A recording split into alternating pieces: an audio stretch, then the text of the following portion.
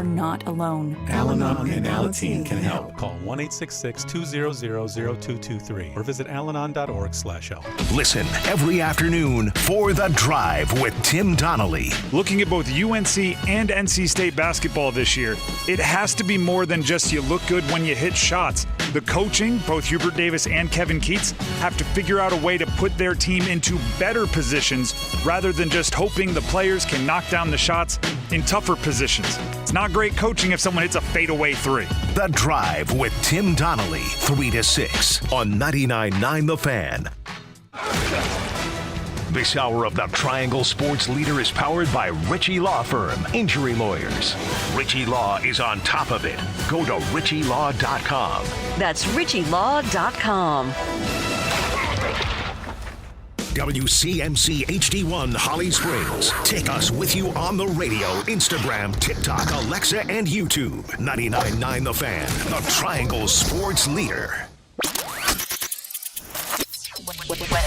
I'm WRAL meteorologist Elizabeth Gardner. Variably cloudy skies for this afternoon. Really windy and warm. 75, which is close to a record. Winds gusting up to 40 miles per hour. After dinner time, we see a line of thunderstorms that crosses the area with some heavy rain and, of course, some thunder and lightning. Temperatures will be near 50 tonight. And then tomorrow, we're back to sunshine with a high of 63. Weather update brought to you by Newcomb and Company, where your comfort is their business. Visit newcombandcompany.com. 3 o'clock check of your money. Dow Jones is down 270 points to 44,611.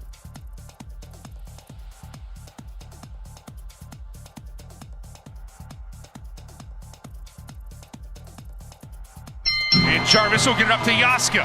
Yaska back for Jarvis. He scores!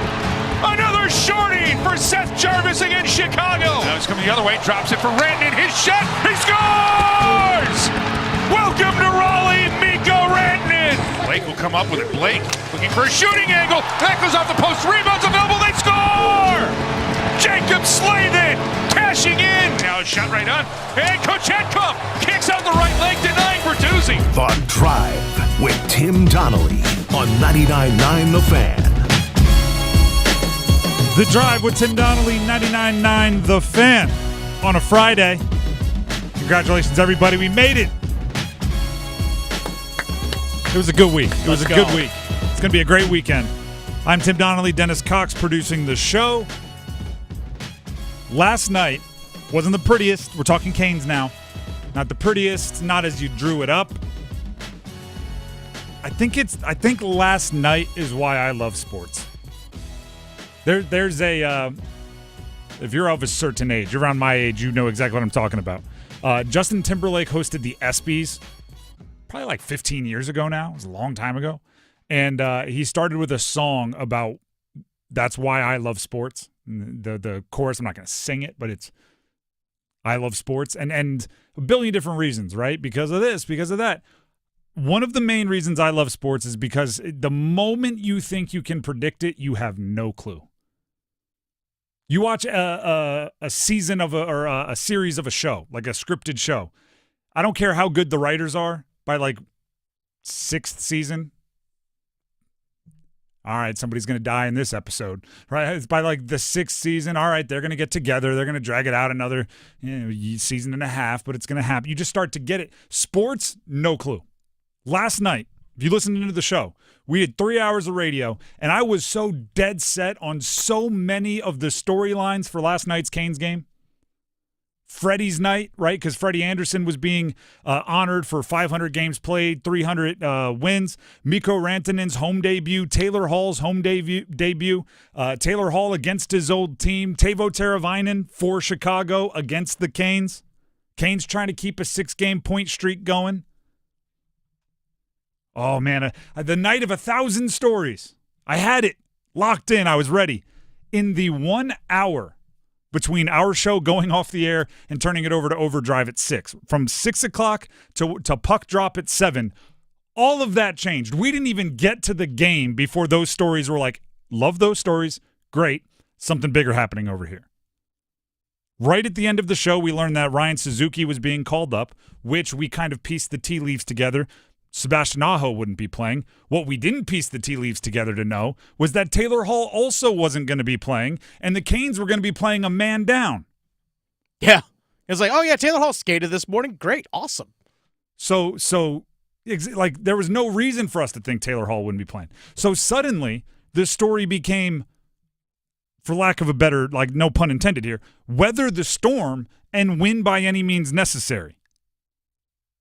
Went from all the good vibes, high energy against one of the worst teams in the NHL to playing down a man with a rookie 2019 draft pick making his first appearance on the ice and unexpectedly missing two of your better creators in Aho and Hall. It was Freddie, we'll celebrate your pregame, which they did. It was cool. Let's give Freddie Anderson his flowers, or should I say his Legos. His silver stick. That was pretty dope. Yeah, he got like a Tiffany silver stick. That was awesome. A Lego portrait of himself, I guess would be the way to describe that. He got a whole bunch of stuff, got a whole bunch of love, and he should. There were video messages. Cool day for him. But once the game started, it was like, actually, Pyotr Kochetkov might have to do some things that we weren't expecting him to have to do in net because he's not going to have as much firepower support, as much goal-scoring support as maybe we thought. And we did get the full Pyotr Kochetkov experience. Go behind the net, make an errant pass, unbelievably athletic dive to stop to make up for the mistake he just made. It was a 5-second, like, full Kochetkov experience. He's like, you know what, guys? I haven't had a save yet. No shots on goal. I'm going to create a shot on goal.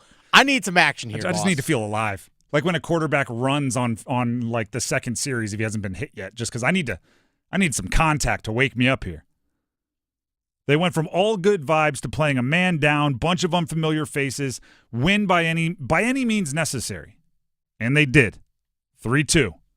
Wasn't the like I said, wasn't the prettiest, but it became a completely different game. For us, like a half hour before the game. For them, about 4 o'clock. Right, 4 o'clock is reportedly when they learned Taylor Hall wouldn't be playing, and that changes everything. Yeah, that's what Rod said. That changes everything. Your lineups, even like the Mikko Rantanen side of it. Right, it was his home debut. He did get his first goal, by the way. Shout out to Mikko. Hopefully, the first of many, many, many, many goals scored in a Canes uniform. So that was part of the story that ended up, the original story that ended up getting taken care of.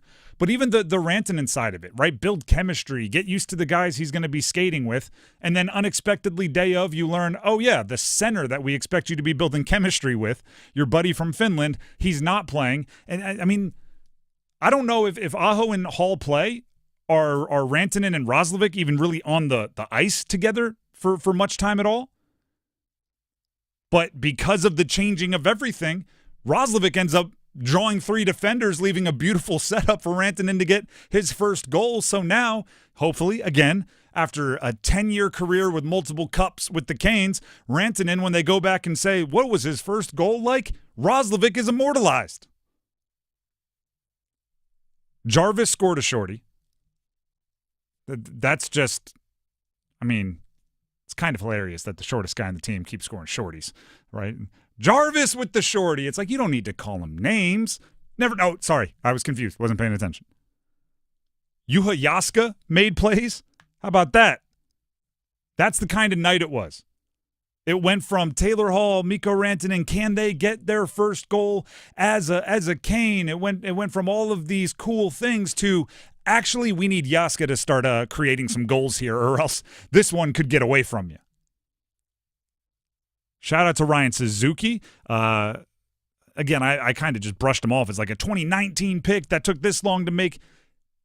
He made his NHL debut, and the roller coaster of a career he's had to this point, the fact that he's endured and persevered last night had to be a very, very cool moment for him. He had a roller coaster day yesterday. I talked to him in the locker room postgame. I know he talked with Handy Yates during the first intermission for those that watched on TV. Yep. But I asked him in the locker room, I was like, just tell me about your day. Like, how did the process of your day actually getting here? He didn't find out until about 2 o'clock Eastern time in Chicago, so 1 o'clock Central. He was at the rink in Chicago where the Wolves play.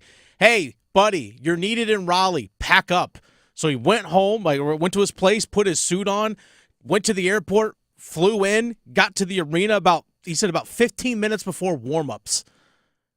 15 minutes before warm-ups. I This is not an exaggeration. I think that's the best way to make your NHL debut. He actually did. I asked him about that as well, and he said to me, he goes, honestly, I didn't have time to think about it and get amped up. I think if I was there like overnight, I would have overthought it, maybe psyched myself out, to paraphrase him. But he's like, yeah, I didn't have time to think about it. Just suit up, get on the ice, and go play. This is not a comparison of level, because obviously the NHL is the top level of anything.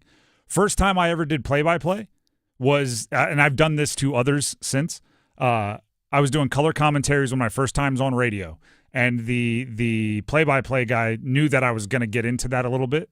So all he did was, like, we were in commercial, right? It was the end of a high school basketball game. In commercial, like fourth quarter of a 10-point game, and with like 15 seconds before we went back on air, he went, "Oh my gosh, I'm so sorry, I have to use the bathroom," and he just stood up and walked away. And I was like, producers in the headset, coming back in 10, 5. All right, well, so he had to step out of the booth for a second here, so I'll take you through the action. And that just took all the jitters away. I didn't over-prepare. I didn't do it. And then, of course, so I do the whole segment, timeout, I send it to commercial, I take a breath, I turn around. The guy that was doing the play-by-play never left the booth.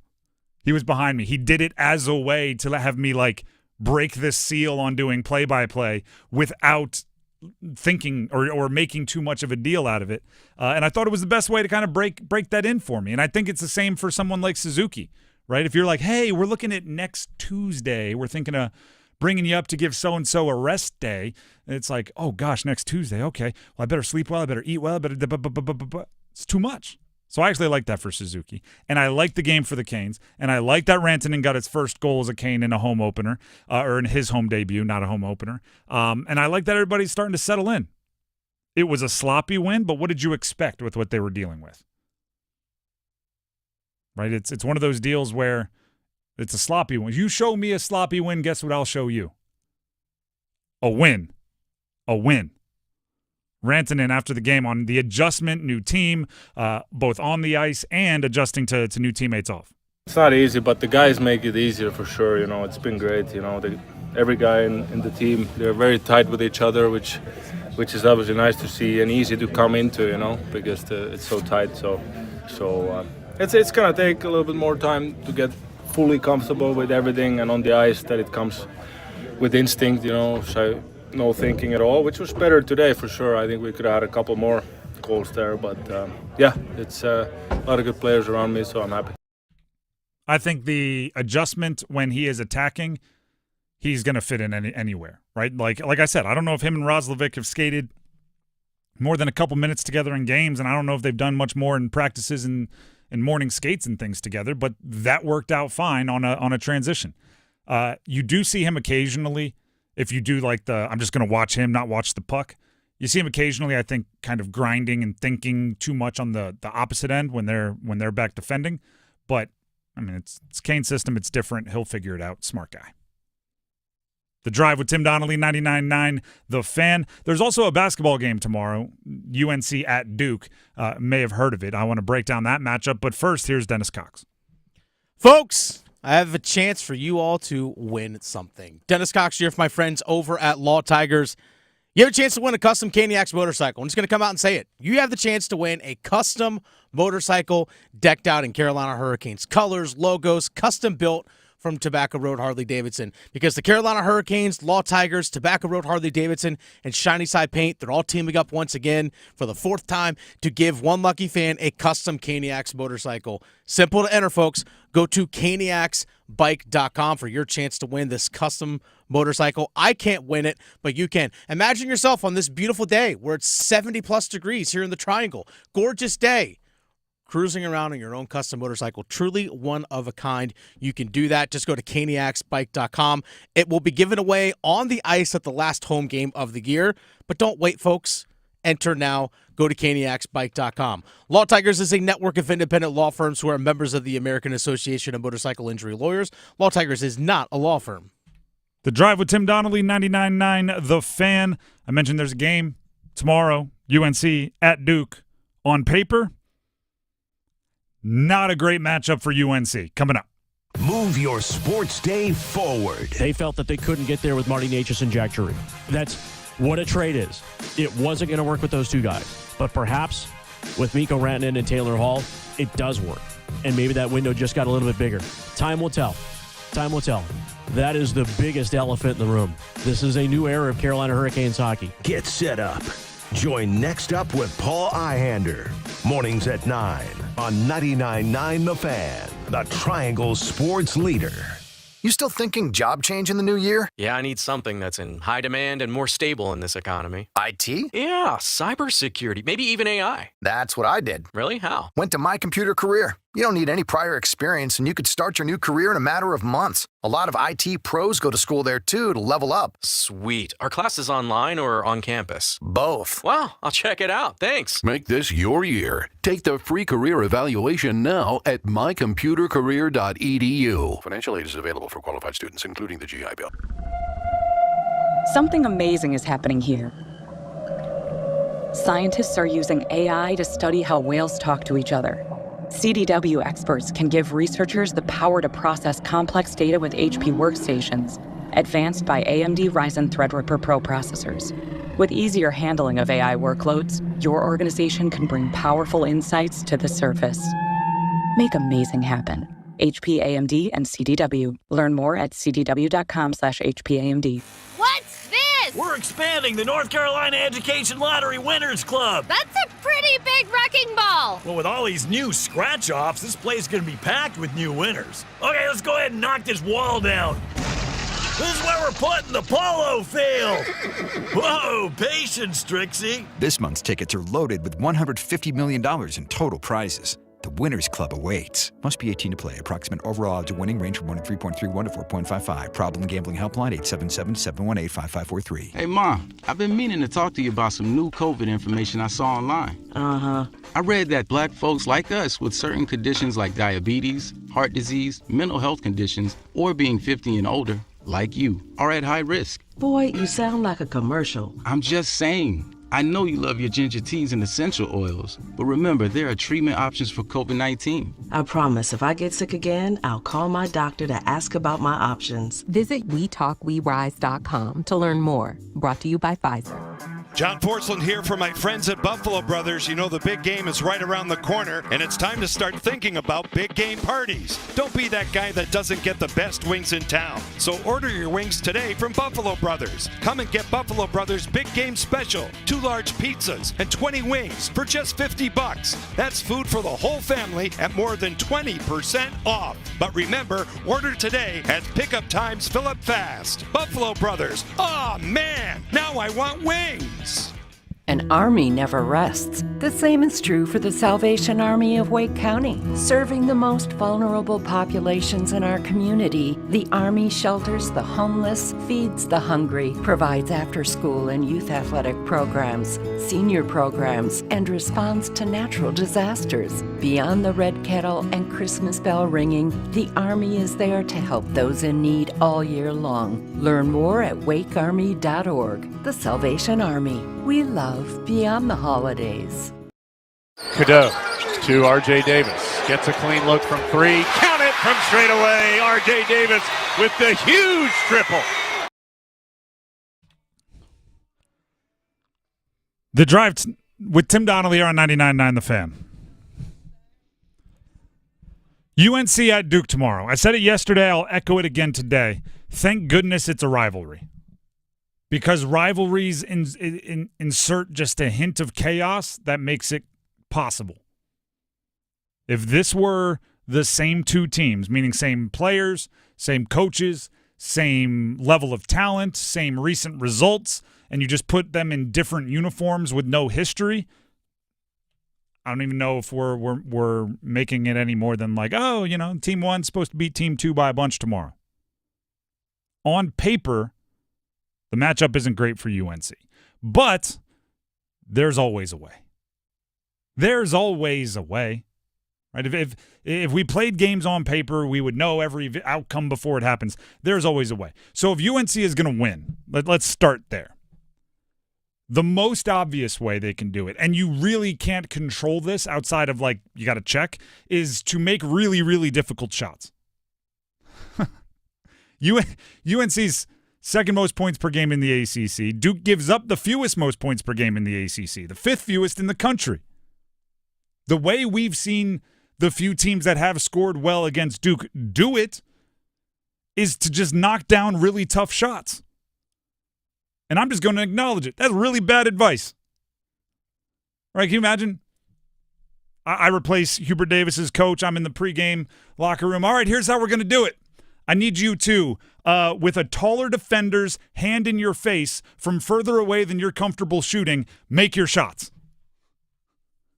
We can win, fellas, if you listen to my game plan. I need off-balance, fadeaway threes, and you need to shoot about 46%. You do that, we'll be pleased with the outcome. They're looking at me like, yeah, okay. Sure. I don't know if there's another way other than you get lucky that you have one of those days where the basket looks like a hula hoop and you're just knocking shots. Which could happen. Again, I'm not saying it's impossible. We've seen RJ Davis catch fire. We've seen guys like Cormac Ryan, who aren't on the team this year, but go into Cameron and just have one of those days. If that happens, they've got a shot. There's also things like the ultimate equalizer. What's the ultimate equalizer in basketball? In football, it's weather. In basketball, what is it? Foul trouble.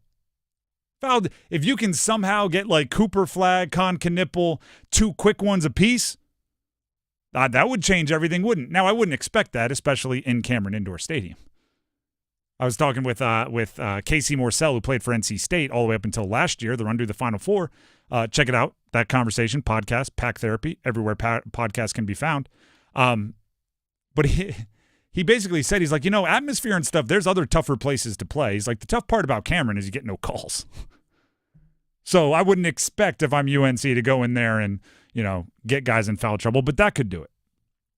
And then you start thinking creatively. And I am openly saying this to UNC. I don't know if this is going to work, and there's a possibility that it's the most ridiculous thing I've suggested on this show. But no bad ideas. I actually think one of the things I'd try to do is go full like Kevin Garnett, Gary Payton trash talk.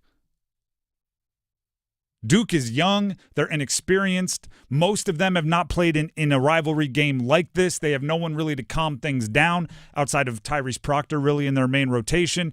I might try to, get personal. All those little, the Cameron crazies have the notebooks they pass out to all, hey, you can say this about this person. I would do some research if I were UNC. I would go try to find out something that they're sensitive about. And obviously not crossing any lines, but you know what I'm getting at. No disrespect, but if we're going stereotypically, Cooper Flag is from Maine and Con Knipple is from Wisconsin. Again, stereotypically, I have not spent much time in either of those locations. They don't strike me as like the rough and tumblest street ball atmospheres. Ian Jackson of UNC is from Harlem. RJ Davis is from just north of the city. Maybe there's a trash talk advantage. I don't know. I don't get in their head, get them a little rattled. Oh, Cooper's played against everyone. I think actually Cooper Flag and Ian Jackson actually know each other. Exactly. They've played each other already. They've talked trash back at I think it was the McDonald's game last year, the McDonald's All-American game. And I'll put it this way. Isaiah Evans had to step in and do some of the trash talking for Duke because Cooper was getting circles run around him by Ian Jackson. Okay. It's a funny. It was all in good nature. You could tell they're friends. It's like 4.5 minutes of trash talk amongst it was Drake Powell, Ian Jackson, Cooper Flag, and Isaiah Evans, and they were going at it, and it was fun. But I don't know. Like, try to get Cooper Flag's an aggressive dude. Try to get him to like block a shot into the fourth row of the crazies, then yell and one, and try to get the foul. Like you gotta get something going in your direction. It's not a great game plan. No, nothing. It's not a great game plan. Nothing I have suggested is a great game plan. It's not. Because do you know what? I actually sat down and started thinking about and I asked others, what would we do if we were UNC? Like, how would we make this happen? Do you know how far we got? Who's going to guard Cooper? And we went, that's probably has to be Drake Powell. I don't know who else matches up with anybody else. That's where the basketball stops. The RJ Davis is probably 5'11". Nah, he's 6'1". Nah. I'm 5'10". He's a couple inches taller than me. I'll give him 6 foot. Yeah. Elliot Cadeau, similar. Yeah, 6 foot, 6'1". Trimble listed at 6'3", probably close to that. There's no one in the rotation for Duke that's listed as shorter than 6'5". Even if we take them as a, like, you gave yourself 3/4 of an inch. They're 6'4" and change, right? Who guards who? I was just talking with Adam Gold during the show passover because we used the same studio. He had someone on his show that's going to annoy me because it's someone I should know. And they suggested Seth Trimble guards Cooper Flagg. That is a 6-inch size disadvantage, which is fine because I am a fan of Seth Trimble. Maybe he can, through sheer force of effort and playing bigger than he is and athleticism, do some things. Might have the strength to. Yeah. But then Seth Trimble was going to have to guard someone else on the perimeter. Who the heck else do you put out there? Mm-hmm. Right? Because now you're going to have somebody with even more size guarding like Tyrese Proctor or somebody who's actually probably better handles than Cooper. It's just not a good matchup. Brendan Marks of The Athletic said this in his little mailbag about UNC at Duke. So this is from Brendan Marks. I haven't been able to nail this stat down, but I believe Duke is also the first high major team in over a decade without a rotation player under 6'5".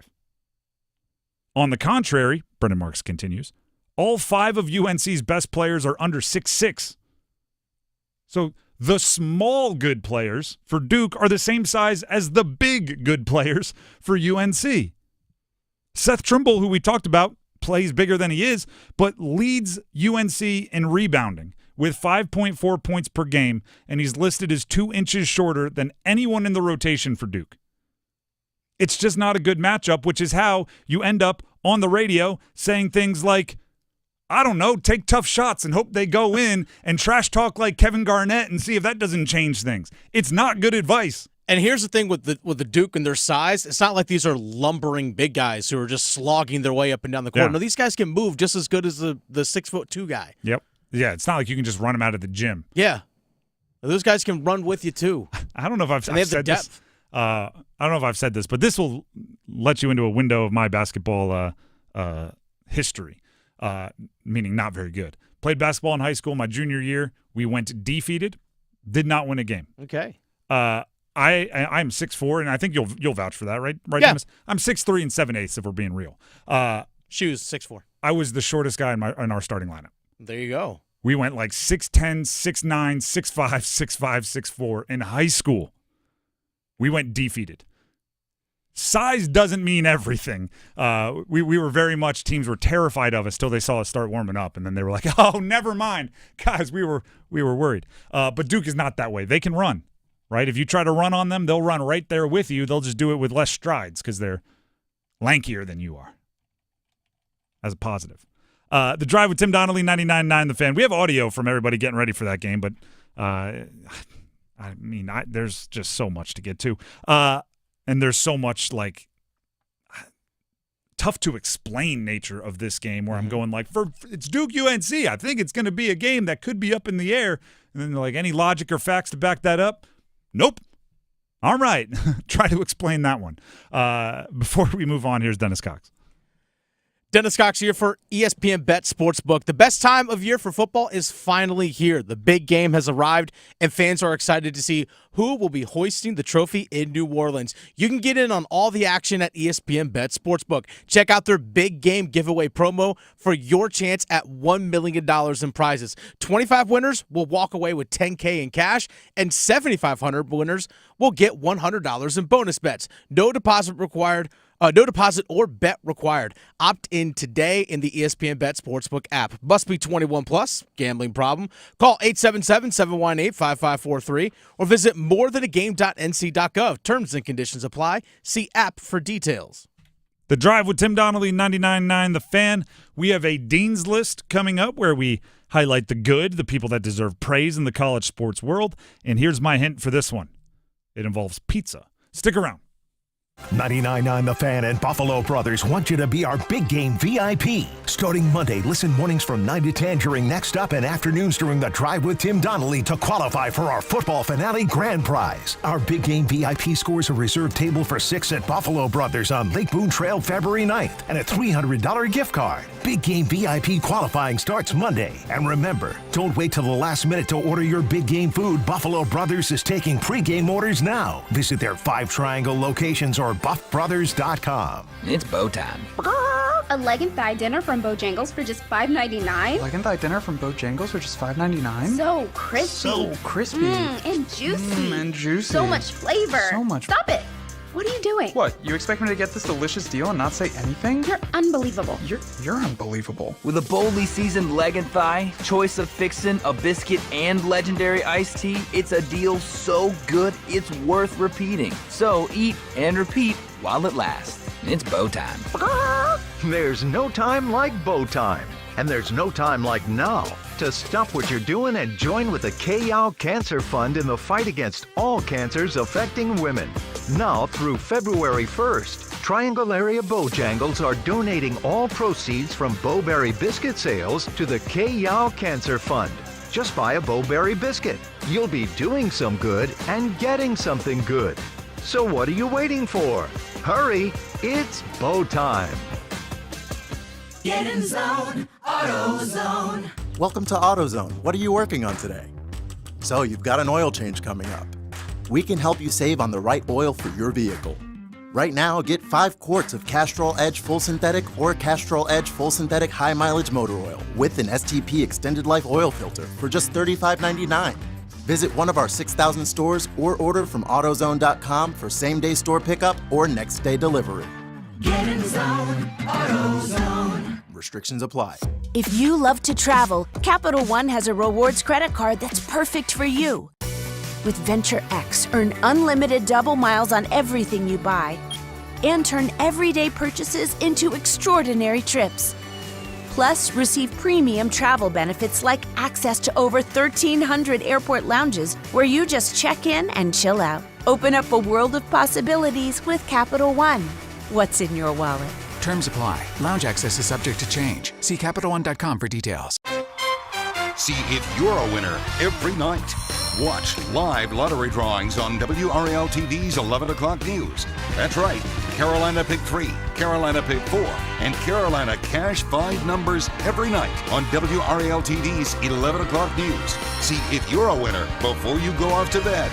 Get your lottery numbers live every night. North Carolina Education Lottery. Only on WRAL TV's 11 o'clock news. At Uline, they know firsthand the road to success is an uphill climb. Uline started in the family basement, and through hard work is now North America's most trusted shipping and industrial supplier. They get what it means to have the support of reliable, hardworking partners. So they keep 41,000 items ready to ship. Whether your company is still in a basement office or expanding cross-country, Uline will be there on your road to success. Visit uline.com. Mitchell Heating and Cooling. We do the job right every time. Mitchell Heating and Cooling is celebrating 51 years of trusted service. And to celebrate, get a furnace tune-up for just $51. That's peace of mind heating for only $51. Visit MitchellHVAC.com. Mitchell Heating and Cooling. Quality products and services on time from a family you trust. It's hard to stop a train. The best solutions every time. Finney got rejected by Cooper inside, and he's fired up. And here's James the other way. A crossover up top, Cooper. Feeling it. Sizing it up. Sends it to the right. Evans a 3. Count it. The Drive with Tim Donnelly, 99.9 The Fan.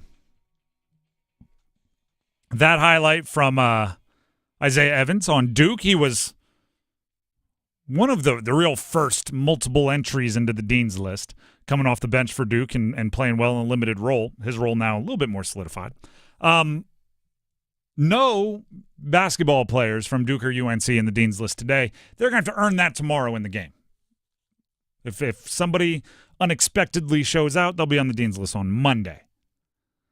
But the Dean's List is about celebrating those in college sports that have done something pretty darn cool. By the way, I should say, you know what? You'll see what I mean. I may not have been 100% honest just a second ago. I'll start with the Dean's List, though. Class is in session. We have to give a shout-out. We have to give an honor roll mention to the Campbell Camels. Campbell, in-state, representing. Last night, Campbell played William & Mary. William & Mary at the time was tied for the lead in the CAA, the Coastal Athletic Association, which is where Campbell is a member. So it's an in-conference matchup against one of the best teams in your conference. Campbell beat them by 41.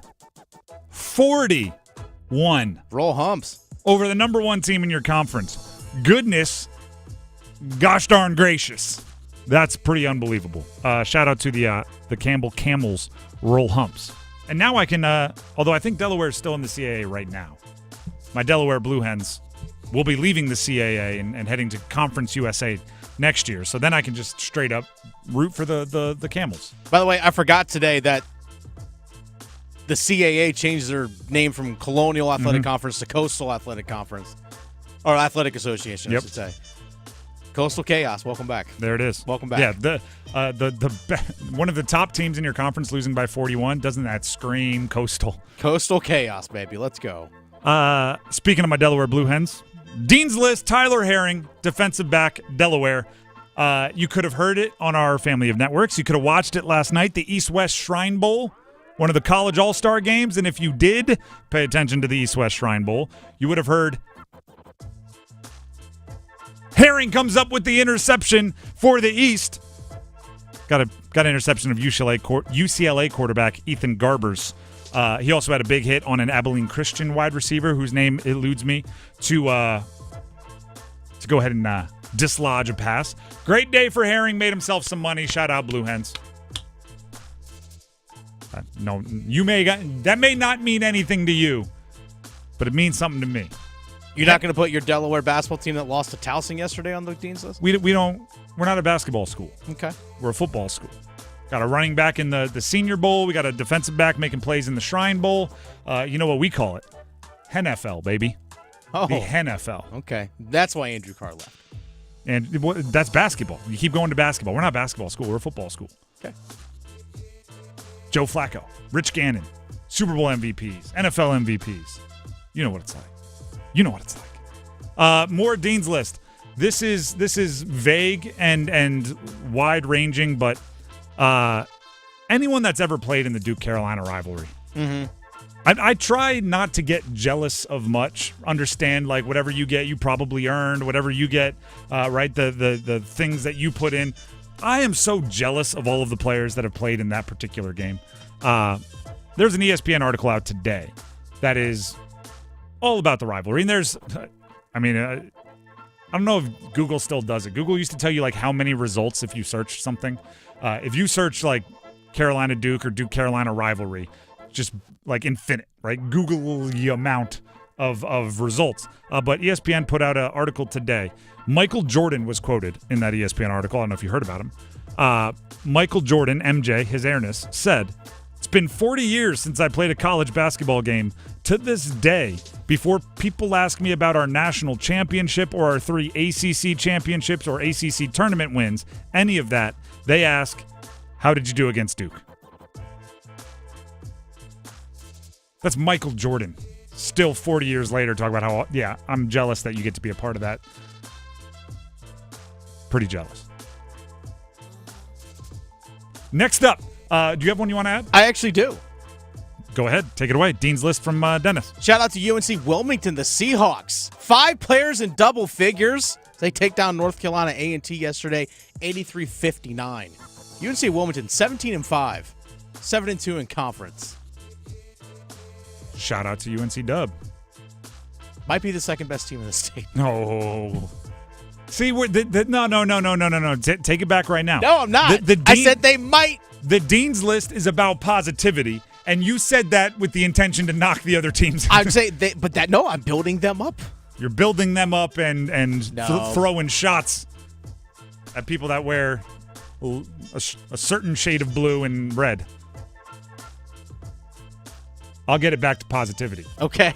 Bill Belichick makes the Dean's List. Oh, he does? I don't know if you saw this. Comes from Ross. Still taking classes. He might be. Ross Martin, who is one of he covers college basketball for 247 Sports, CBS Sports, a few other outlets. He tweeted this out. Somehow he got a screenshot of an email. Bill Belichick is getting pizzas for Carolina fraternities for the Duke game tomorrow. So one of the, I'm guessing, football staffers or Bill Belichick staffers reached out to the fraternities and said, give us the house that you want pizzas delivered to for 6:30 tomorrow. I'm not saying that you have to do this, but I am saying if you're a new coach, you want to get the fan base, you want to get the students on your side, pizzas are a relatively cheap investment to go ahead and make that happen. Right? I always say when you take over a program or if an owner like buys a team, you want to find 3 100% approval rating things to do right away. You buy an NFL team, do you know what the first thing you should do is? Throw a party for all former players at the stadium. Just get every former player into the stadium, food, throw a concert, take pictures, because fans are going to love that. Right? Oh, yeah, of course. Next thing you do, better Wi-Fi in the stadium. Everybody's going to go, that's awesome, 100% approval. Next thing you do, pay your whoever your fan favorite player is. Boom, boom, boom. 3 things everybody's going to love. Or like the Commanders' new owners, they just went to a bar like, tabs on us, people. Like, hey, like that guy. Just 3, like get 3 in the positive. That way if you make a mistake, bad draft pick, they're like, all right, he's still up 2, right? You picked the wrong coach. All right, you're still up 1, right? Just get 3 banked. Bill Belichick sending pizzas to the frats. All right, he's up 1. I got you. He's +1 in the scorebook. You could send him. You know what else might help? Although I'm not saying my opinions or anything are for sale. You could send some pizza to the radio station. The Drive with Tim Donnelly, 99.9. I won't say no to it. Yeah, a Belichick pizza. Oh, you know, what do you want? Cheese, pepperoni, good crust, football. The Drive with Tim Donnelly, 99.9 The Fan. Class dismissed for the Dean's List. Probably overshadowed a bit here, but also taking place tomorrow. NC State versus Clemson. Or NC State hosting Clemson. NC State's schedule is doing them absolutely no favors as they try to salvage and save and claw back whatever is left of their season. Let's go back a few games, okay? Like 2-3 games ago. The Wolfpack had lost 5 of 6 games, but they were still selling the narrative of they're all close, they're all one-possession games, right? One break here or there, one shot falls here, one foul not called there. You know, we could be a much better team in the ACC. They had lost 5 of 6, but there was still that happening. They obviously needed things to turn around. SMU. That's a tough game. They're 5th in the ACC. Unfamiliar matchup. Not a great place to be if you're trying to save your season. Lose that one. Okay, now you've lost 6 of 7. You desperately need to change things, turn things around. What do you get? Duke on the road on the schedule.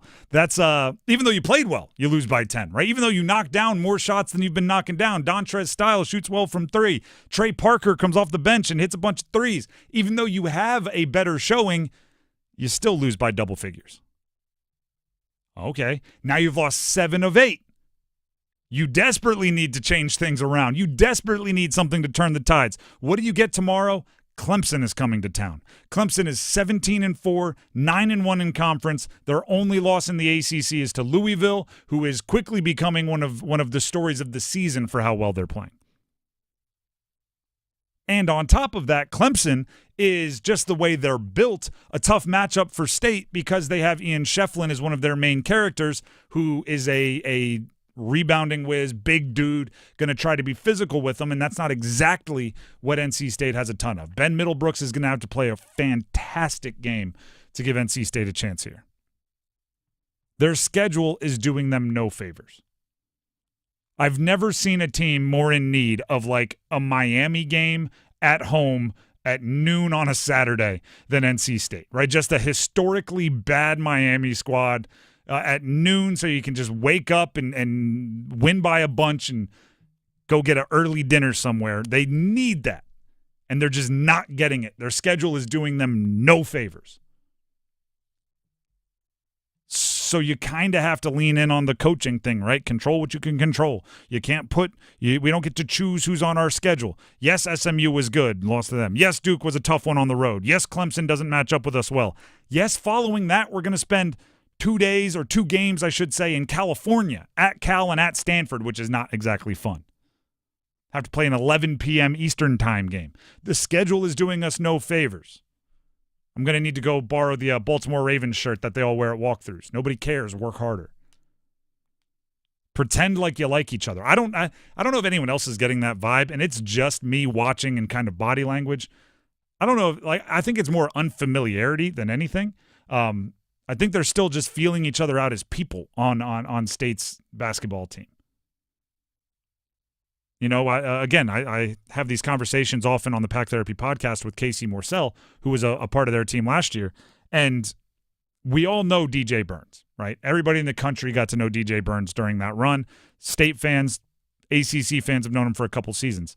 One of the things Casey Morcell pointed out about DJ Burns is he was a goofball no matter what, right? He was up 20, down 20. He was enjoying himself, having a good time, which might rub some people the wrong way. Obviously, what it did for that State team was make them a little bit more loose, a little bit more comfortable in clutch minutes when it became time. That doesn't happen with this year's team, right? They seem to do the opposite of staying loose in clutch moments. They tighten up, right? It's cliche, but I don't even know if it's cliche anymore. It used to be like the number one thing mentioned during football broadcasts. But, you know, Joe Montana, before he led a game-winning 2-minute drill in the Super Bowl, what did he say? In the huddle, he jogs out to the huddle. Joe Cool. Is that John Candy? Right? That's the legend. He says that. Everybody looks into the stands, sees the late, great comedian, comic superstar, John Candy. They all laugh. Okay, now let's go ahead and drive downfield. It ends with the Dwight Clark catch. I'm not saying that's what you need, but State needs to have something that lets them play more like they do in the first 38 minutes of a game and the last 2 minutes of a game. If they come out with the same energy they came out with against Duke, which hopefully is a lesson learned, right? They came out shot out of a cannon. If they do that against Clemson, they can keep it close into the second half. I just have so little confidence in them once it's close in the second half based on what we've seen, unless they do something different. Right? And it's more complicated than just sitting back and saying, like, Marcus Hill needs to say, is that John Candy? Like, it's not just one joke in one huddle. It is a level of trust, level of chemistry that needs to be developed and quickly. Because Clemson, I mean, Hunter can score, brought up Shefflin rebounding. Like, they have a pretty complete team. Clemson does. And again, speaking from Casey Morcell, so this is somebody that has faced Clemson, the thing he said about Clemson is, because we were obviously talking State, they had just played Duke, and they're getting ready to play Clemson, and he was kind of comparing the two. He was like, the hard part about playing Duke is their talent, right? They always have NBA guys, and they're a level of physical raw ability above everybody.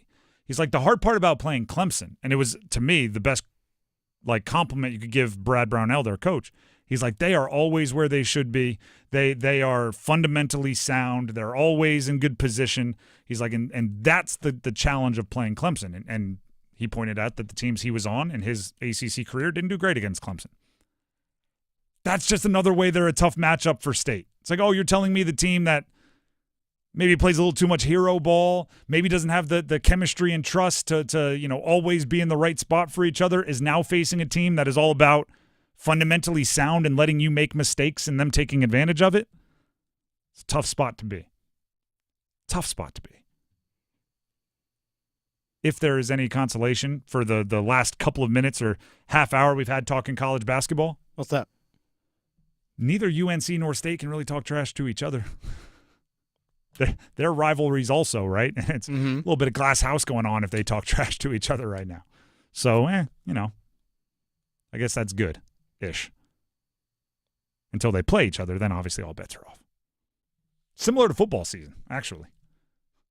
Duke's like, well, I like the way things are going. State and UNC are like, well, we'll never mind. I don't know. Carolina beat State earlier this season. By 2. Doesn't matter. Wins win.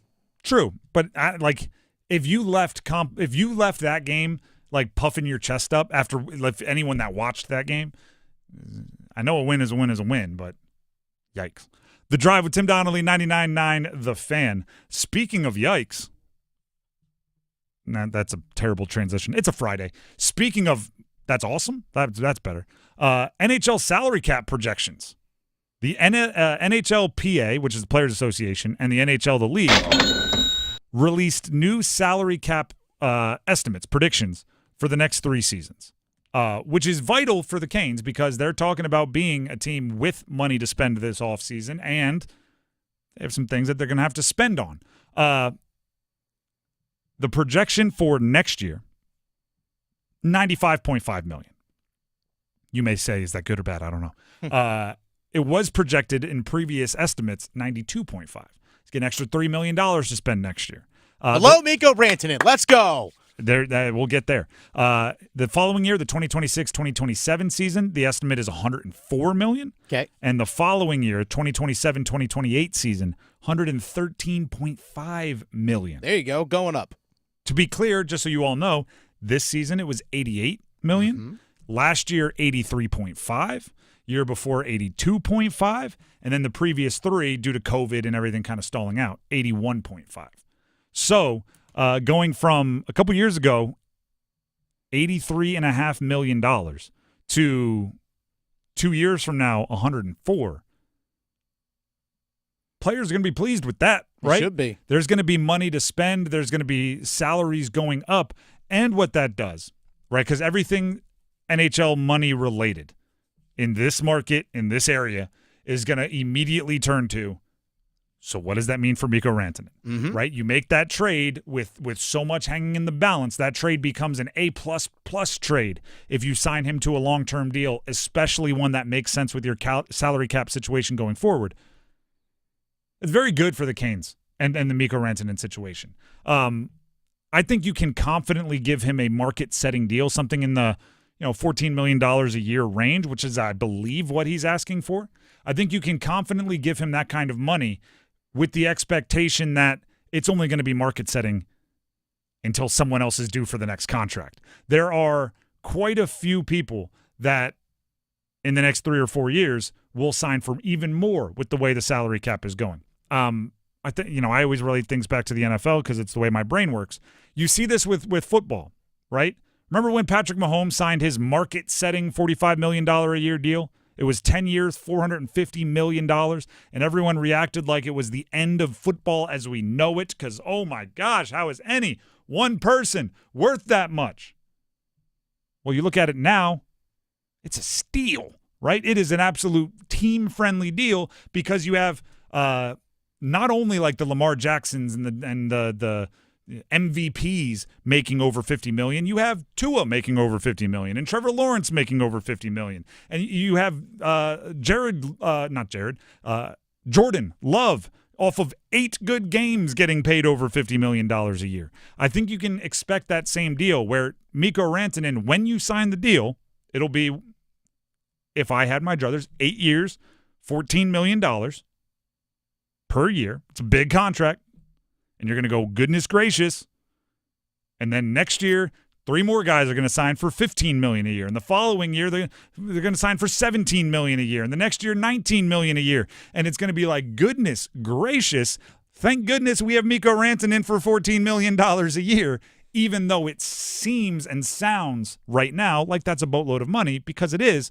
It's just all relative. And when you see the cap rising like that, to where 2027, 2028, you have $113.5 million to spend on your salary cap. Mm-hmm. That's all very good for the Canes' future. And they already had money, by the way. Like if they had the old projections were right and it was 92.5, they still had the money if they wanted to go spend big on Mikko Rantanen. Mikko talked to the media yesterday about experiencing because yesterday was their home debut, his home debut, playing in Raleigh and the Hurricanes as a home team rather than an away team.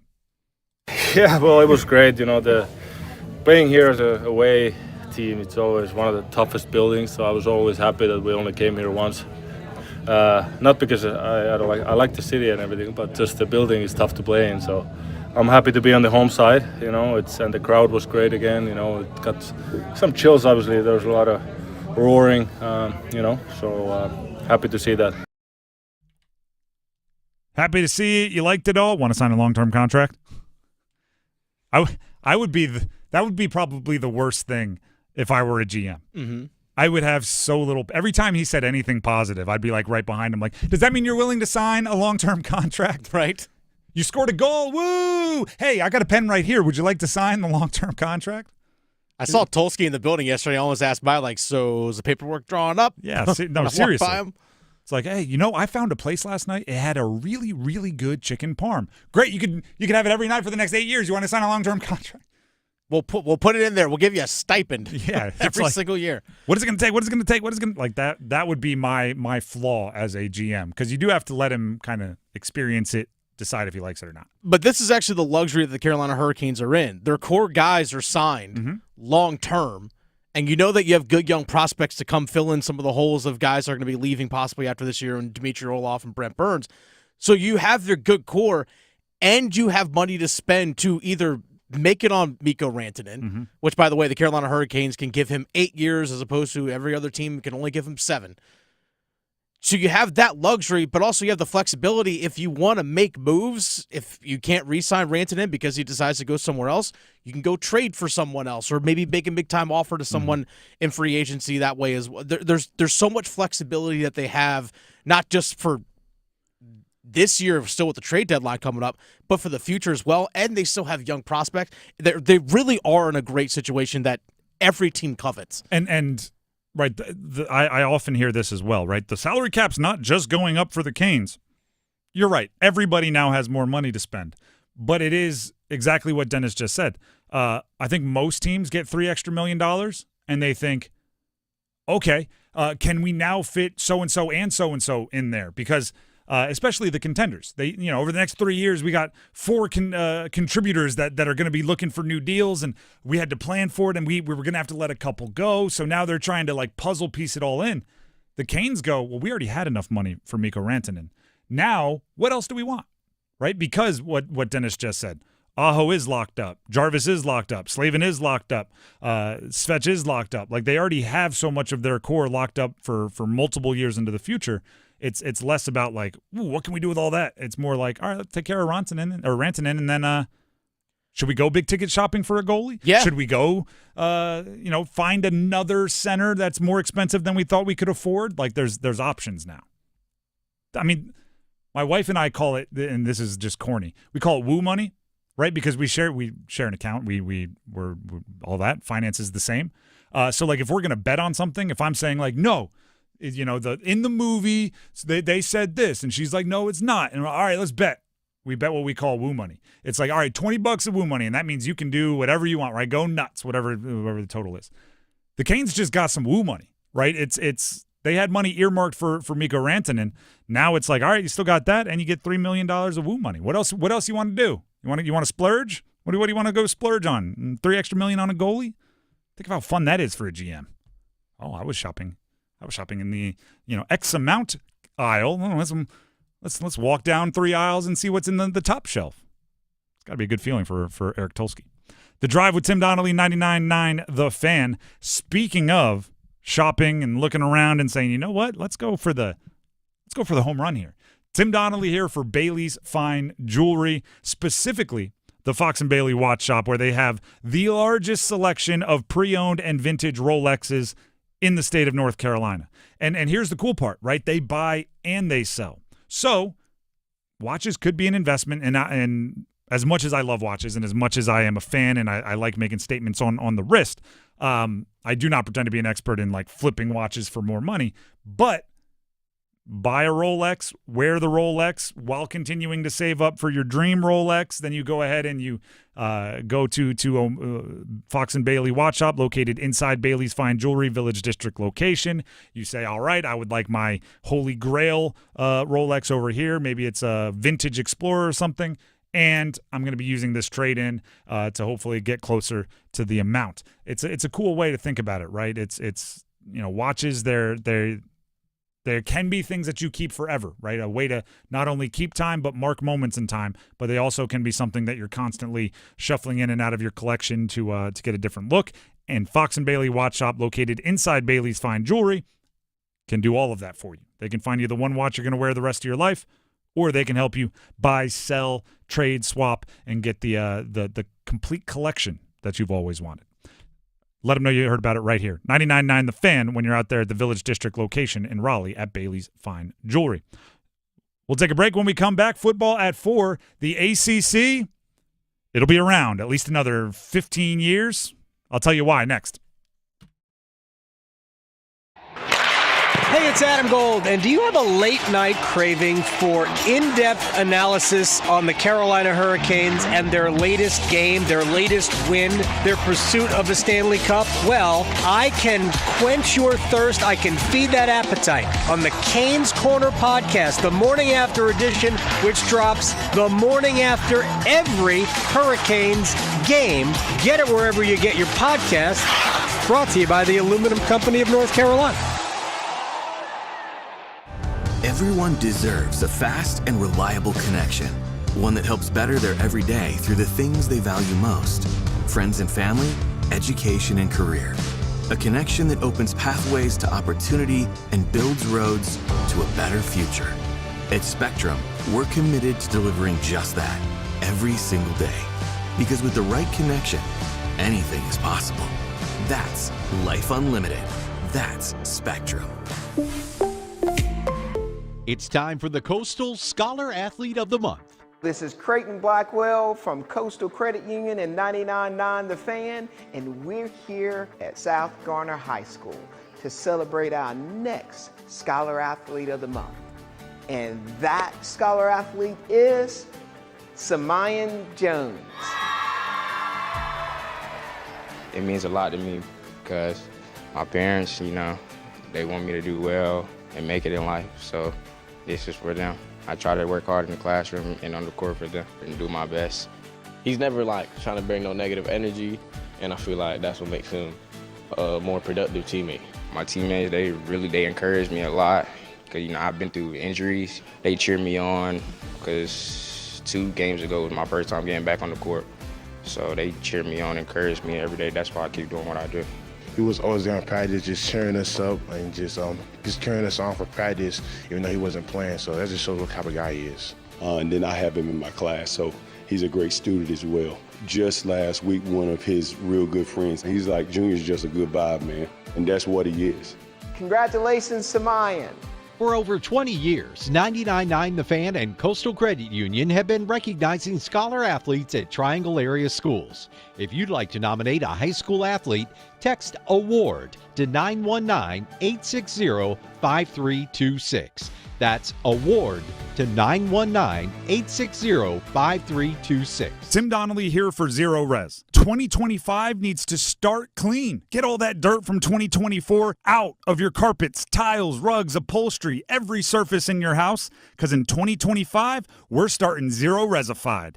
Biggest sale of the year. 3 rooms of carpets cleaned, starting at just $109, and take $100 off your air duct cleaning while you're at it. Offer is open through January 31st, so visit ZeroResRaleigh.com or call 919-995-0000.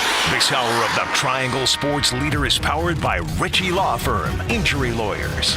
Ritchie Law is on top of it. Go to RitchieLaw.com. That's RitchieLaw.com. They score! WCMC HD1 Holly Springs. Take us with you on the radio, Instagram, TikTok, Alexa, and YouTube. 99.9 The Fan, the Triangle Sports Leader. Weather. I'm WRAL meteorologist Elizabeth Gardner. Mostly cloudy skies for this afternoon. We'll see some breaks in the clouds on and off. It's very windy. Winds gusting 30 to 40 miles per hour out of the south, bringing a very warm afternoon with a high of 75. Overnight tonight, temperatures drop to just 50 degrees, so it's warm. And we'll have a line of thunderstorms during the evening up until the early morning hours tomorrow. Some heavy rain and some lightning with that. After that, Saturday and Sunday are dry and bright. Tomorrow 63, Sunday 55. Weather update brought to you by Newcomb and Company, where your comfort is their business. Visit newcombandcompany.com. 4 o'clock check of your money. Dow Jones this afternoon down 337 points to 44,544.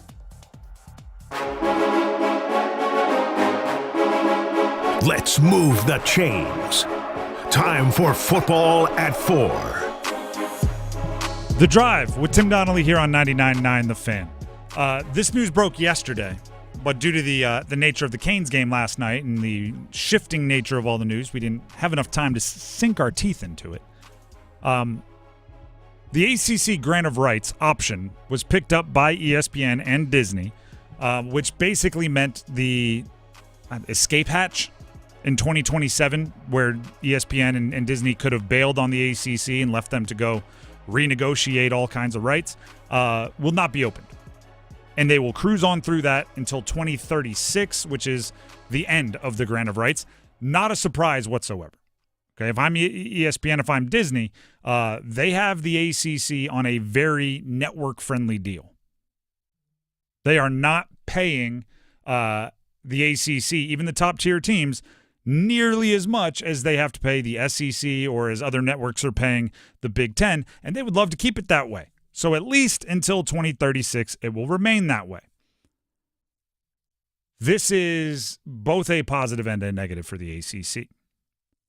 This is a great thing for the stability and predictability of the ACC's future.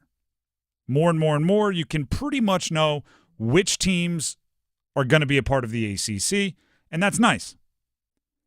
This isn't necessarily the best thing for the Atlantic Coast Conference, the ACC's ability to keep up with the Joneses of the Big Ten and the SEC. Their media rights deals will continue to pay more, and the ACC will continue to be significantly behind, which just means they have to hustle harder. You have to make more money elsewhere. You have to raise more money. You have to pay your players more efficiently, right? Because you can now revenue share with players. You're going to have to find the player who, the market rate says is $500,000 and get $1 million worth of value out of them. You have to be a small market team. You have to be the Oakland A's with Billy Beane, Moneyball. Unless, and here's where you have to start getting creative. All of this from an ESPN article about the news, which, by the way, you go to you click on the article, ESPN, ACC agree to go to 2030. I forget what the headline was. You click on it, there's a video there. Guess what the video is of? Cooper Flagg dunking. Don't tell me basketball doesn't matter. This article's all about the football future, conference realignment, football. Florida State wants to leave because of football. They're showing Cooper Flagg. Don't tell me basketball doesn't matter. It matters less, don't get me wrong. It's still football's king. Basketball has to matter. Multiple athletic directors, this in the ESPN article, told ESPN this could also involve using the ACC's relationship with Notre Dame to strategically create more games against the conference's top-tier teams. So, Clemson, Florida State, the bigger brands, the ones that are whining. What if we give you an extra Notre Dame game? More people will watch you there. You happy? Notre Dame doesn't want to have to play Pitt anyway. No disrespect to Pitt. I'm just gonna raise my hand on that one. There's a lot of times where I'm talking about the ACC, and the way my brain works in like speaking, I want to just have an example of somebody very, very bad. And I always feel bad when I say the teams. I'm always like, let's be real. Not everyone's going to be like, Duke basketball. Some are going to be, and then I'm like, oh, darn it. I have to use someone as a bad example here. Pitt, Syracuse, Boston College. They're just catching strays all over the place. Sorry. To me, I guess I pick all the super northern teams because they're far away. It's like they can't find me here. Yeah, Boston College ain't hunting you. Yeah, exactly. But I do feel bad every time I do it. negotiations in this decision by the network and conference surrounding the option ran in conjunction with discussions between the ACC and Clemson and Florida State on a new revenue distribution model aimed at alleviating the school's biggest concerns over financial disparities with peers in the Big Ten and SEC, both of which, as I said, have the much greater TV payouts. What that means is this is ESPN saying, we're going to give you the same sized pie of cash. Okay, we're giving you a pizza pie of cash. I'm not the first to use this explanation technique, this analogy. Right now, the way it's divided up is every team gets an equal slice, right? Every team gets the exact same size slice of the pie, which means, Boston College and Syracuse get as much as Florida State, Clemson, UNC, the bigger brands. Clemson and Florida State have often been arguing that's not fair. So the ACC is at least open to somehow deciding that the teams that have a bigger brand get paid more money because the logic would be that's really who ESPN is paying to broadcast their games for. Under the proposed plan, a percentage of this is all from the ESPN article, a percentage of the ACC's television revenue would be included in what they're calling a brand fund. And that money would then be distributed to schools that annually generate the most revenue for the conference in football and men's and women's basketball, with Clemson, Florida State, Miami, and North Carolina likely at the top of the pyramid, sources told ESPN. That's interesting to me. Because do you know what it's doing, right? It is, as a conference, taking money out of your left pocket, putting it in your right pocket. It is having the haves and have-nots within a conference. It is saying we are better off having 5 or 6 teams that have a legitimate shot of basically matching some of the top SEC and Big Ten schools than we are having 18 teams or 17 teams that are significantly behind. I just don't know if that's what's best for competitive balance. Because do you know what else happens when that happens? It's not just Clemson, Florida State, Miami, North Carolina get a bunch of money. The others get less. And do you know what else happens there? Then when Florida State goes undefeated through the ACC, everybody else says, yeah, but you're only beating Pitt, Boston College, Syracuse. Mm-hmm. It's a down ACC. You don't play anybody. And Florida State's going, well, of course they stink. We took all their money. Wait a second. Is this all of our own doing? Yeah, kind of is. Because you can't leave the ACC. The grant of rights just got extended. So you are kind of tied to the quality of the ACC, not just the quality of your team. Unless you just schedule the world's most difficult non-conference schedule. It's like, look at our non-conference schedule. It's Ohio State, Texas, USC, and Bama. And then our conference schedule is Syracuse with a fourth of the budget, Pitt with a fourth of the budget, and you know, Duke, who gets paid a little bit because of their basketball team brand. Like that's there's a lot to iron out there. A lot to, and I don't want to acquiesce to every demand that Clemson and Florida State has. No, nor should you. Because here's the thing: Florida State spends more than any other ACC school in athletics, and look what their football team did this past season. Nothing. I mean, we've litigated that a billion times, right? Wake Forest over their last 8 games has a winning record against Florida State, mm-hmm. and Wake Forest spends pennies to every $100 bill that Florida State spends. Here's the thing: the grant of rights is the grant of rights. The money that's coming in is the money that's coming in. Again, if you wanted to say, hey, we're going to shave 10% off of everyone's pie, and then however you want to redistribute that, maybe that 10% of the money. Okay, fine. That way, so schools aren't going completely without. But you also have to put the onus on some of these schools as well to generate funds yourselves. Mm-hmm. You can gotta be a hustler. You can put naming rights on your stadium. You can sell advertising now on the field. Like if you want to have on your 25-yard line Walmart or something like that, then do it. You have that ability now as well. Go find other avenues to generate money for yourselves. Because guess what?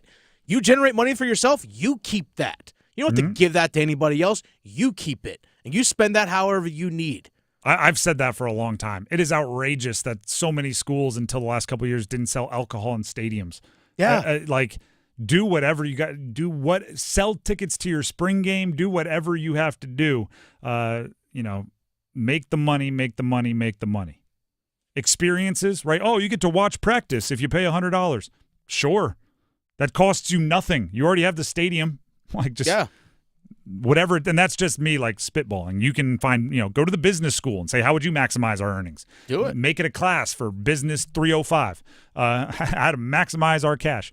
Although now we're getting back into using student labor without paying them. So maybe class credit though. It's true. Internships, class credit. Hey, let's go. Never mind. I solved my own problem. The Drive with Tim Donnelly, 99.9 The Fan. We're going to try to make some money on the ladder challenge, but first, here's Dennis Cox.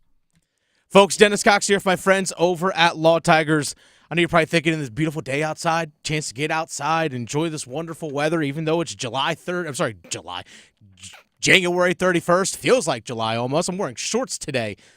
Imagine cruising around town on a motorcycle, custom built, one of a kind. You can do that. The Carolina Hurricanes, Law Tigers, Tobacco Road, Harley-Davidson, and Shiny Side Paint, they're all teaming up once again to give one lucky fan a custom Caniacs motorcycle. Simple to win, folks.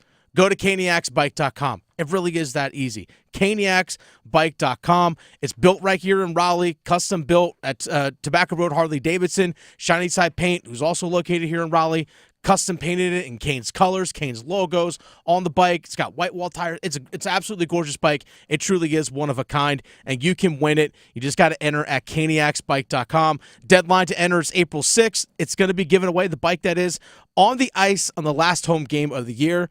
But don't wait to sign up, folks. Tell a friend to tell a friend. Go to caniacsbike.com. Law Tigers is a network of independent law firms who are members of the American Association of Motorcycle Injury Lawyers. Law Tigers is not a law firm. The Drive with Tim Donnelly, 99.9 The Fan. As I stated, trying to make some money with the ladder challenge coming up. The Adam Gold Show. I know the Hurricanes got Mikko Rantanen, an amazing player, Taylor Hall, who looks like he's really going to help him out. But before we put Carolina in the Stanley Cup favorite category, we need to know that Sebastian Aho is going to be the Sebastian Aho from last year and the year before, and that Andrei Svechnikov is going to do his thing, and we need to know that the goaltending is going to hold up. If those things happen, absolutely the Hurricanes are favorites. The Adam Gold Show, weekdays starting at noon on 99.9 The Fan. Tired of hearing scary radio ads about the IRS? Tax Relief Advocates is different. TRA is here to tell you that if you owe money to the IRS, whether it's $5,000 or $500,000, we have a solution. TRA can eliminate or reduce what you owe to the IRS with zero risk to you. We have over 1,000 5-star reviews on Google and an A+ with a BBB. End your tax nightmare today by visiting TRA.com. Or call 800-583-6681. That's 800-583-6681. It's bow time. A leg and thigh dinner from Bojangles for just $5.99. Leg and thigh dinner from Bojangles for just $5.99. So crispy. And juicy. And juicy. So much flavor. So much. Stop it. What are you doing? What? You expect me to get this delicious deal and not say anything? You're unbelievable. You're unbelievable. With a boldly seasoned leg and thigh, choice of fixin', a biscuit, and legendary iced tea, it's a deal so good it's worth repeating. So eat and repeat while it lasts. It's bow time. It's bow time, and the month of January marks the 45th anniversary of bold flavors, southern hospitality, and all of the timeless classics you get at Triangle Area Bojangles. In 1980, Triarch Food Systems, Inc. opened their first Bojangles in Selma, North Carolina, a welcoming place to come together and enjoy some made-from-scratch goodness. Here's to 45 years, and many more to come.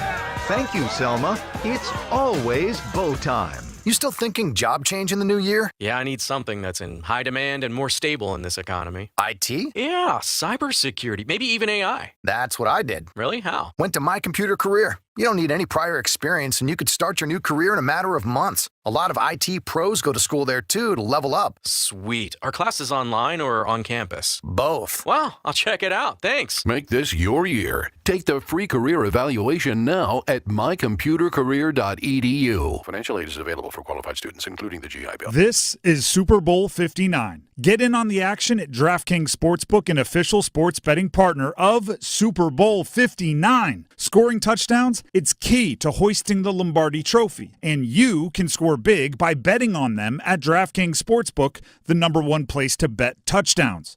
Ready to place your first bet? Try betting on something simple, like a player to score 6. Go to the DraftKings Sportsbook app and make your pick.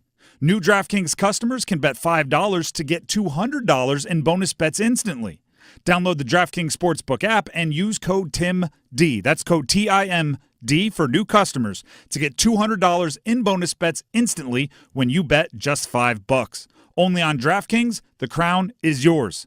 Gambling problem? Call 877-185-543 or visit morethanagame.nc.gov. 21 plus, North Carolina only. Eligibility restrictions apply. Bonus bets expire 168 hours after issuance. For additional terms and responsible gaming resources, see dkng.co/audio.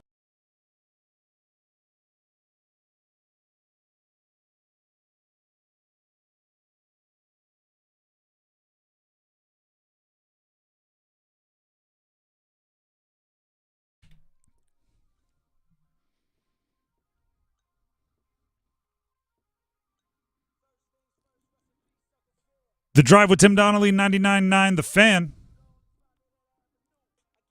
Shout out to J. Cole coming out of break. It is a Friday, which means we have the entire week to make our weekend to use to make our picks for the ladder challenge. And it is the 31st of January. So whoever has the most money on Monday is the winner. Dennis, you are, I believe, ahead 2 months to 0 in the big picture. I am. However, did you win last night? I did. Okay. You won last night, but you're still behind. I am. So as long as I get this last bet correct, and it is my bet is a minus 500. As long as I get this last bet correct, I believe I get on the board as far as a month win. You're not going to play it safe and just go minus 1,000 and guarantee that you're going to, Absolutely not. I go full throttle all the way down, pedal to the metal. Okay. Last night, by the way, shout out to the Carolina Hurricanes having my back. Shout out to J. Cole one more time. There you go. I had the Carolina Hurricanes over 2.5 goals scored last night against Chicago. Probably would not have made that bet if I knew that Aho and Hall weren't playing. I was under the assumption that two of the best creators on the team would have been on the ice. Instead, I got Ryan Suzuki making his first NHL action, making his debut, and an empty roster spot. They played a man down instead of having Aho and Hall. I could have grabbed my gear. I could have played that spot last night. They didn't even have to ask politely. They could have just said, Dennis, here now. Yeah, I would have grabbed my skates. I would have sat the bench the whole game. Hey, Rod, can I just get one shift? Just one. I would have enjoyed it. I would have too. I would have enjoyed it. I pulled a common model wash and yacked. There you go. Yeah, that's the thing. You would have come back to the bench. How long was that shift? It was 9 seconds. No way. That was a 2-minute shift. What are you talking about? I went down the ice once. What are you talking about? That definitely takes 2 minutes. That was a 9-second I've seen shift. me skate. That's funny. Where did these bruises come from? We don't know. You didn't make contact with anybody. You fell. Yeah. Either way, I was worried. That's even one that I don't want to say I would have been okay losing. I would have been frustrated, but I would have been like, that's completely out of my control. 2 guys are sick and don't play. But they had my back. Jarvis, Rantanen, Slavin scores a goal. They have my back. Take my $14.06 all the way up to $16.84, and thus setting me up to be one bet away from getting my first month victory. This weekend, I'm not even waiting for the weekend. I'm going tonight. Okay. I'm going Tyrese Maxey of the Sixers, 35 or more points plus rebounds plus assists versus the Nuggets. Maxey, they're on a 4-game winning streak. I'm a Sixers fan, so I've been paying attention. They're on a 4-game win streak. Maxey has been like the whole team. He's got to do it all. Yes, no one else is playing. Well, that's part of it. But I think he could score 32 and then stumble into 3 rebounds, not even need any assists to make this work. But because it's the ladder challenge, we're looking to likely to win bets. I don't care how he gets there. 35 or more points plus rebounds plus assists. It is minus 500. I like to say this about the Sixers this year. The Sixers are not good. Tyrese Maxey is. He's kind of buoying them to nearly being in some kind of a mix.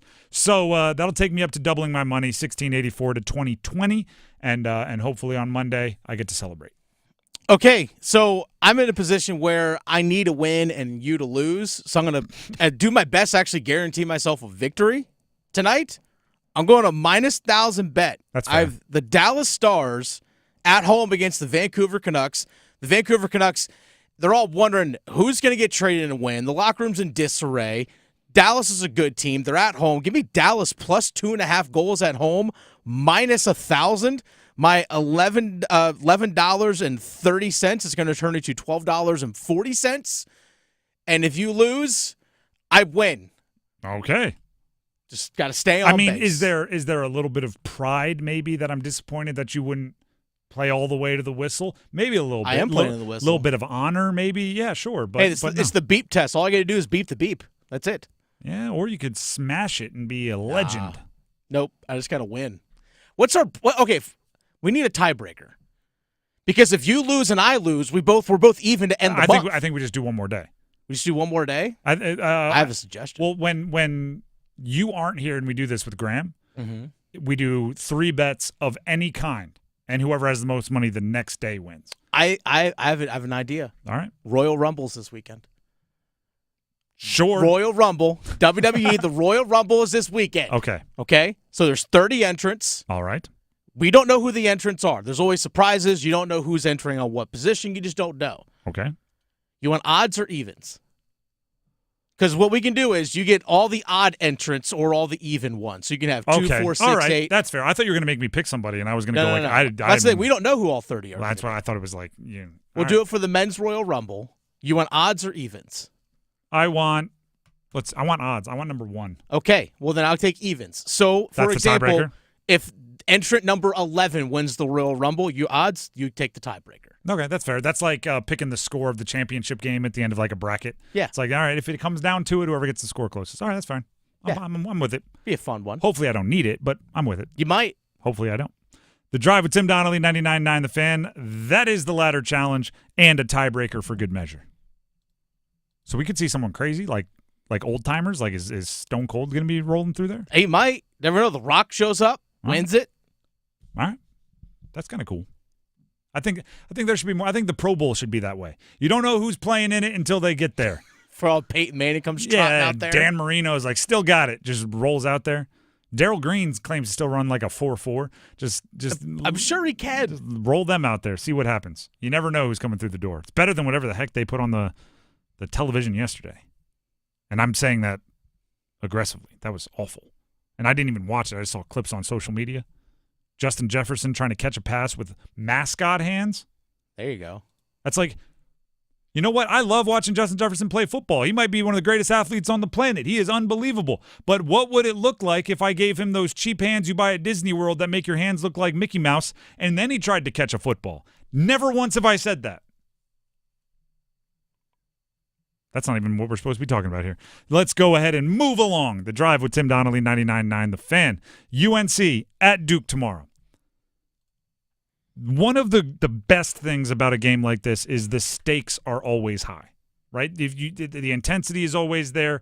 The rivalry, your fans care about it. The stakes are always high. They're different for each team, though, especially this year. We'll start with Duke. Duke is chasing some kind of greatness, right? They have not lost in the ACC yet. Undefeated in the ACC. Rolling towards the postseason. Winning by an average of whatever, like 15 points in the ACC. Like they are chasing some kind of dominant greatness that would feel special and unique. And when you are competitive, when you are a program that measures themselves against the best of the best, those things matter, and they don't want it to be ruined by a rival. Right, and UNC would love nothing more than to be the blemish on what Duke thought was going to be an unbelievably special season. So that's the stakes for Duke, right? The tangible, actually, I'll put it this way. I saw the ESPN bracketology came out.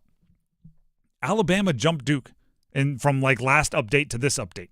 They're both still 1 seeds, but Alabama has leaped Duke up. And I don't know how you pass Duke because they've done nothing but win every game since the non-conference schedule. And, I mean, knocking them for it kind of being shaky and a double-digit win over NC State. I don't know what they're knocking on them. But I think it's just net rankings. It's just Maybe. so stupid. It's dumb. But either way, if you're Duke, you're looking at this game as another chance to establish yourself nationally as a powerhouse out of the ACC. For UNC, the stakes are much more tangible. There's a chance the future of the program is riding on this game. Like a loss in both Duke games could seal the deal for Hubert Davis as their coach. I don't know if it will. We had Jay Williams on the show yesterday. He said he thought Hubert was safe. I'm not even saying it'll seal the deal like he's fired this offseason. But for a fan base, right, it can really seal a deal in a way. It's like whether it happens this year or next year, the writing's on the wall, right? Like the expectations, the standard of UNC isn't being lived up to. And you didn't even save it with a couple of wins against our rival to give us something to save face with. And if you don't do that, what do you expect? Right? UNC missing the tournament 2 out of 3 years. That's hard to explain. And if you don't beat Duke once, maybe twice, you don't even have like the flashy distraction to be like, someone comes up, wow, you guys didn't make the tournament again? Beat Duke. Like you don't even have that thing to just throw them off the scent. So whether it happens or not, this game could lead towards sealing a change of leadership. And no, as much as you like or don't like a coach, changing leadership always is a turbulent, rocky. Recruits are going to bail. Players are going to hit the portal. Boosters are going to be confused. Like hiring the next coach is one of the more difficult things to do. I used to say this about when Washington, the new owners, the Commanders took over, the new owners, and even the old owner. When they talked about renaming the franchise, I was like, this is the worst. It's the furthest thing from 100% approval rating. Because as soon as you say you're changing the name, everybody has their own perfect name, right? Some of them want them to be the Hogs. Some of them want them to be the Monument. Some of them wanted to be the old name. Some of them wanted to stay Washington Football Club. Some of them wanted, and everybody had their own thing. So whatever name you pick, all of those are going to be wrong. Hiring a coach is the same way. As soon as they say Hubert Davis is out, if they say Hubert Davis is out, there's going to be people saying needs to be a University of North Carolina product, needs to be someone that coached under Roy Williams, needs to be somebody that's won a national championship. I want it to be Oates down there at Alabama because they think he's the best. I want it to be this guy. And no matter who you hire, 80% of the people are going to be mad about it. That could legitimately be on the line tomorrow. Especially Brendan Marks of The Athletic in a mailbag put Billy Donovan as one of the more likely possible next coaches at UNC they could hire. Goodness, that's tough for Hubert Davis because I'm a big fan of Billy Donovan, especially the college coach. Hasn't been there for a while, but we all remember what it was like at Florida. If that's an option, you got to explore. And you can tell Hubert's it's a long season for him. You can tell it's weighing on him. He's doing what he thinks is best, and it's just not working. The team isn't responding, and I think that shows in this clip here that Hubert Davis spoke to the media leading up to the Duke game, and just I think you'll catch the vibe. Make routine plays routinely. We don't need home runs. We just need singles, and that's what's going to have to happen this Saturday. In our last game we had 14 turnovers and it resulted in 22 points, and just very difficult to come on the successful side when not only you're turning the basketball over, but the opposing team is converting at such a high percentage. Can you beat Duke with singles, or do you need to beat home runs in there, given how good they are playing tonight?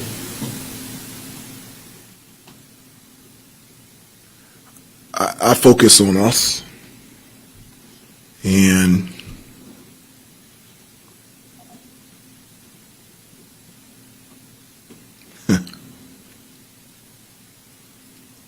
we'll be ready to go on Saturday. Yowzers. For those of you that maybe you didn't make it out exactly, I'll give you the Cliff Notes. Hubert said, we don't need home runs. We just need to hit singles as part of his answer. And the follow-up there, and I believe Dennis said it was Chip Alexander. I'll double-check that. He's on the phone right now.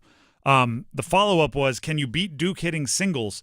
And it literally like froze Hubert, right? There's all that silence was him thinking of an answer to that question. And then he said, we'll be ready for Saturday. When there's just not an answer, there's not an answer. Right? He's just thinking of getting UNC playing better. Jumping to the line of, well, does that get you a win against Duke is a completely different beast. And that stings. I'm sure there are UNC fans that are upset I'm saying it, but you got to call a spade a spade. Other things that could be on the line at stake this weekend, recruiting. 5-star Nate Ament, sorry if I don't know how to pronounce that, the top uncommitted recruit in the class of 2025, so the next year's freshman class, is taking an official visit to Duke this weekend. He will be in attendance for UNC at Duke, sources tell. That was from On3. So that's a heck of a weekend to visit. Yeah. But also, less so this year, but that's a risk for Duke, right? Mm-hmm. You bring in one of the top recruits in the country for your rivalry game, and you lose, and it's an upset, and that's, you know what, actually, I kind of like that other shade of blue, is a possibility. By the way, when did Cooper Flagg visit UConn? Duke was there? When Duke was playing football up there and beat him like 50-3. Yeah. And sure enough, he ends up, I'm not saying that's why, but I am saying they probably left at halftime, like, I forget what you saw. Let's go get some food. There's a lot on the line every time these two teams come together. Dennis, you said that was Chip Alexander with the follow-up, right? Yes, Chip Alexander, News and Observer. Just want to make sure we gave the proper shout-out for a great follow-up question. Yeah, it is, and just, I don't know, the response kind of threw me off. Because that's like, hey, like we focus on us. It's like, okay, well, this is about you. Like, can you win this game being just consistently like hit singles, just get on base, move runners? It was the pause analogy. for me. The pause, because if you just say right out the gate, like we'll be ready to go on Saturday, it's different. When you pause for that long and then don't answer the question, it's like, oh, you were looking for an answer there. Mm-hmm. Like you thought about it. It wasn't coach speak where you're just like, I'm gonna give my message points and move on. It was like, yeah, we're just gonna we'll be ready. Thank you. Not the best way to go about it. It's right nearly like 10-second pause. Yeah. And a 10-second pause, like Hubert's good with the media. Like he's worked in it. He's a person. Yeah, he's a personable guy. It's longer for him than it would be like Bill Belichick took 10 seconds. That'd be like feel like 10 seconds. Hubert takes 10 seconds, feels like 10 minutes because they handle the media differently. The Drive with Tim Donnelly, 99.9 The Fan. Before we move on, the Canes tomorrow, LA Kings home. I'm putting the Canes, and we'll use an NC State term. I just hope everyone plays. They're in survive and advance mode right now. Yeah. They are in, like, the sickness that is running through the locker room. Roslovic missed 2 games ago. Aho and Hall missed last night. That's really tough to plan for. That's really tough to plan for who you're going to be skating with in practice. Might not be who you're skating with in morning skate. And it might not be, kind of who you're skating with in the game. But do you want some spin zone? Let's get optimism on a Friday, huh? Ooh, okay. You want a little spin zone?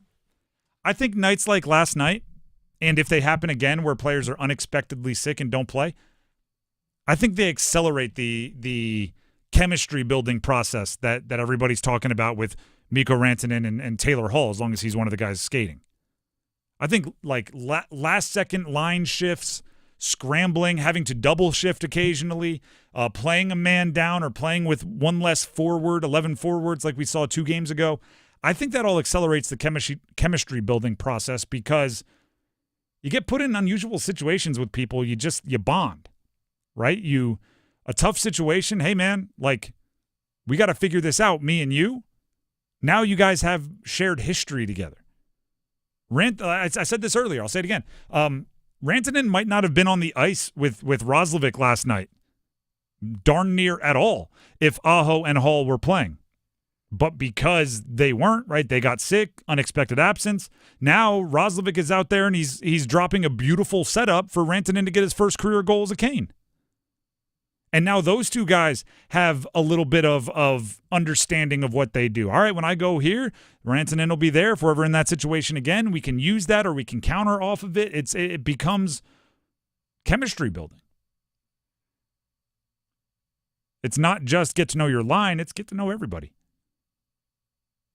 And Brindamore, the head coach, Rod Brindamore, talked about Rantanen wanting to contribute on the scoreboard and finally getting that tally on that column.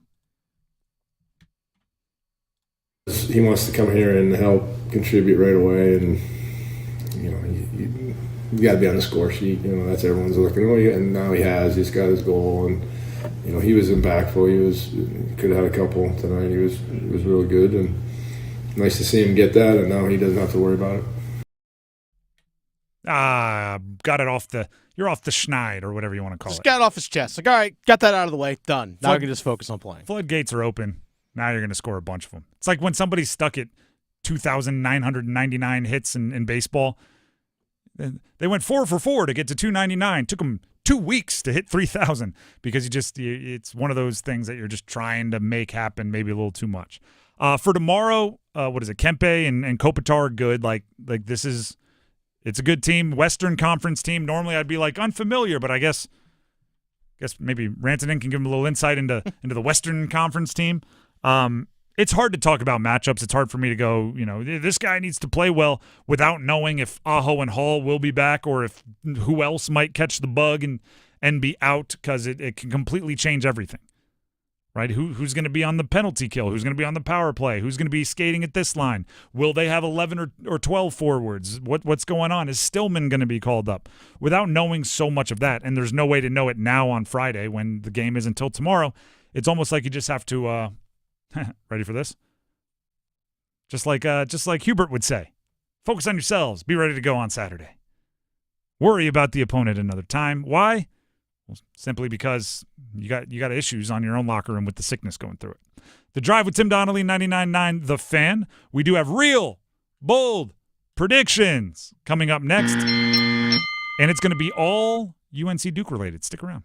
Evan, Canty, and Michelle are unsportsmanlike. The Eagles' run game is based on the offensive line. Saquon Barkley does a great job with making second and third level defenders miss, but he's 15, 20 yards downfield. He doesn't get touched for 20 yards. I have a hard time saying that guy is the most important player on the team when nobody touches him for 2 first downs. Mornings from 6 to 9 on 99.9 The Fan, the Triangle Sports Leader. You know what makes every diamond unique and special are its 4 C's. Its cut, clarity, color, and carat weight.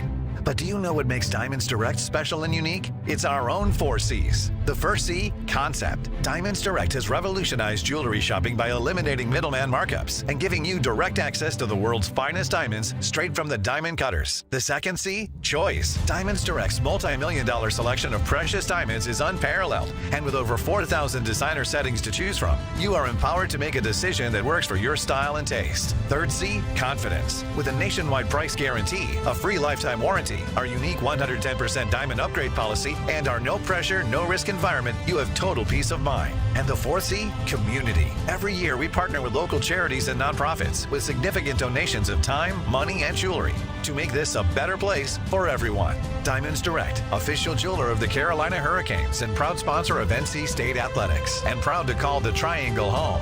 Diamonds Direct, your love, our passion. Breaking news, and this one is almost unbelievable. Yeah, it's all about new customers at Bet365 because they get $150 in bonus bets when they bet $5, win or lose. And even better, bonus bets can be used on the spread, totals, and player props. There you have it. Bet $5 to get $150 in bonus bets, win or lose. And see why. It's never ordinary at Bet365. 21 plus only. Must be physically located in North Carolina. Gambling problem? Call 1-877-718-5543 or visit morethanagame.nc.gov. T&Cs apply. Paid for by government. Now is the time to fill your vault with Morgan Silver Bars. Grab your piece of America's silver legacy with this special offer. These spectacular shining silver bars featuring a crisp image of the iconic Morgan silver dollar, a legendary coin that has captivated collectors for generations. Call now to secure 1-ounce silver bars minted in 99.9% pure silver and made in the USA. Don't miss out on this special deal, regularly priced at $49.95, but for a limited time, only $39.95. Save $10 per silver bar. Limit of 25 bars per customer. The more you buy, the more you save. Up to $250 in savings and free shipping on every order. Plus, with qualifying orders, you'll receive a free Morgan Silver Dollar. That's a $59.95 value free. Call 1-800-937-4707 now to secure your 1-ounce Morgan Silver Bars for only $39.95. That's 1-800-937-4707. Cooper chases to the right. He's got it. Draws Spillers into the paint to the rack to throw it down with 2 hands and stretch the lead to 4.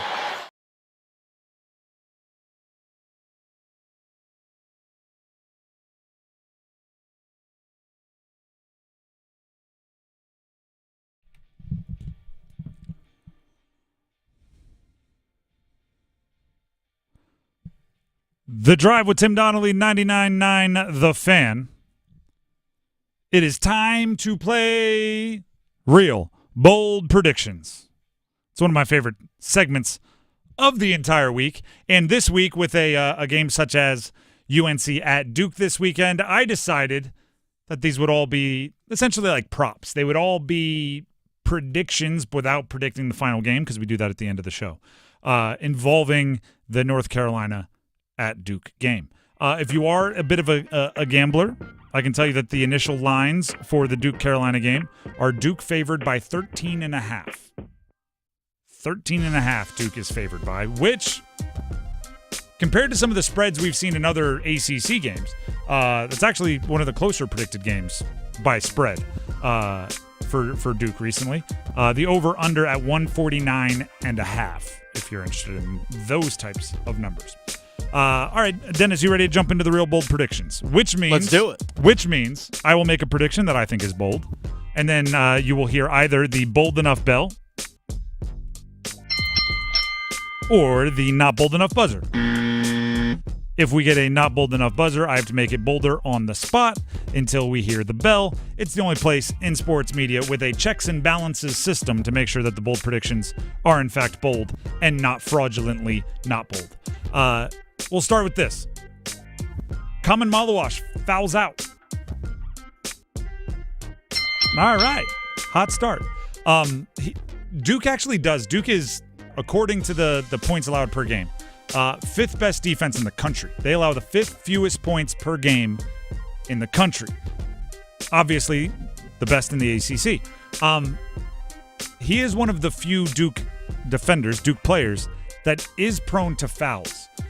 Most of the team does a pretty good job at playing pretty good defense, obviously, without fouling.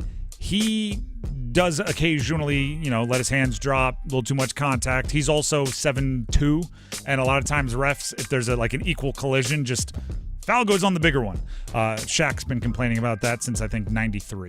UNC has to attack. One of the few things that I know they must do is try to draw contact and try to get to the free throw line and make the game that kind of messy. If there's one that you drive at, it's going to be Malawash, right? If you can get him in foul trouble, get some of that size off the floor, that's important for UNC. Thus, I think he fouls out. I wouldn't be surprised if he gets 2 quick ones, then has to sit the first half, comes back out. It's just one of those games for a big guy. You've seen it happen. Next, real bold prediction. The Sunday Morning Sports Center has both a Ian Jackson and a Cooper Flag dunk in the top 10.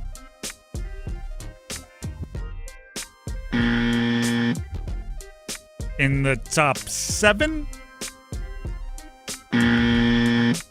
Top 5? All right. First of all, they both have the ability. Their in-game dunkers are pretty impressive. If you just get, I forget even who it was now. Was it Wake? The first one Cooper had? No, Pitt. You're right. It was over Graham Diaz, the 7-footer. And then Ian Jackson in the loss to, what was it? Wake? It was the loss at Wake, actually. At Wake. They each had highlight dunks that are going to be in the end-of-the-year ACC highlight films. And then you take both of them freshmen. Both of them have not played in a UNC Duke game yet. They will be amped. They will be looking to make plays. They will be looking to get the crowd either ignited or silenced.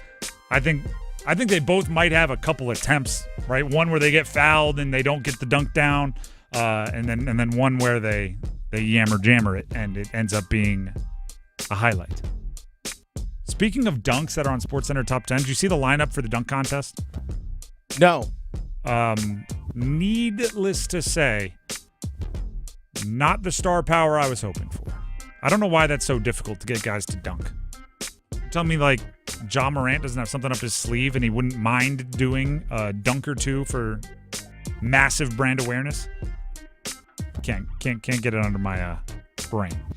Next, real bold prediction from the UNC at Duke game. Okay. RJ Davis attempts 10 or more threes. It's a lot. Even for RJ, that's a lot. I've said this a few times. The deep three is their slingshot. Like, if they're going to slay the Goliath, the deep three is the way to make it happen. And of the players on UNC, who's most likely to volume shoot? I think it's going to be RJ Davis. You have such a size disparity. You are so much smaller on average in your rotation than Duke is. You're going to have to shoot from further and further and further away until, you can get a shot off. I think RJ is going to take a lot. And don't be surprised if it's a 2 for 11 or 3 for 11 day, but you almost have to extend that defense to get those big bodies away from the bucket. If it's a 5 for 12 day, I think that's massively exciting for UNC and gives them a chance. Next up, Tyrese Proctor. Junior guard, Duke. I think he scores a dozen or more. I think he scores 12 or more points. 14 or more. 16 or more? Am I right? He's reacted well when called out, right? He's you can tell he's worked on some things. You can tell he tries to fix some things, and he hasn't been scoring great as of late. So I think this will be a nice bounce-back opportunity for him. He is the most experienced player for Duke in this rivalry, so he'll have the most kind of comfort there. Obviously, RJ Davis would be for the other team, for UNC. And the other thing I want to say about Proctor is, make no mistake, he's 6'5". I think he's listed at 6'6", which, if he's being guarded by like Elliot Cadeau or RJ Davis, which I think will be mostly his matchups, you can shoot over guys. You know what I mean? You don't have to worry about the closeout as much if it's somebody who's a half a foot shorter than you. Next up, we'll go to the other side. We'll go to Drake Powell. I think Drake Powell will have at least 2 blocks. Drake Powell is the one that can match size and athleticism with kind of the best from Duke. He isn't, I would say, the most polished player in the game. I've been advocating for him to get more and more and more usage so he can get more and more comfortable creating and being a bigger part of the offense specifically. But everyone, like 3 or 4 times a game, he'll do something that, like, the peripheral, you won't even be watching that part. Your peripheral vision will go, who was that? He'll, like, have a second jump, right? Jump up to get a rebound, land and go right back up and be, like, up at the top of the square. And just, whoa, who was that? And it's always him. Or a shot contest where he's almost blocking a 3 and he's jumping from the free throw line or from inside the key. It's like, whoa. Every once in a while he does that. So I'm sure Duke is going to try to take advantage of getting into the paint. I'm sure Duke is going to try to use their height to their advantage.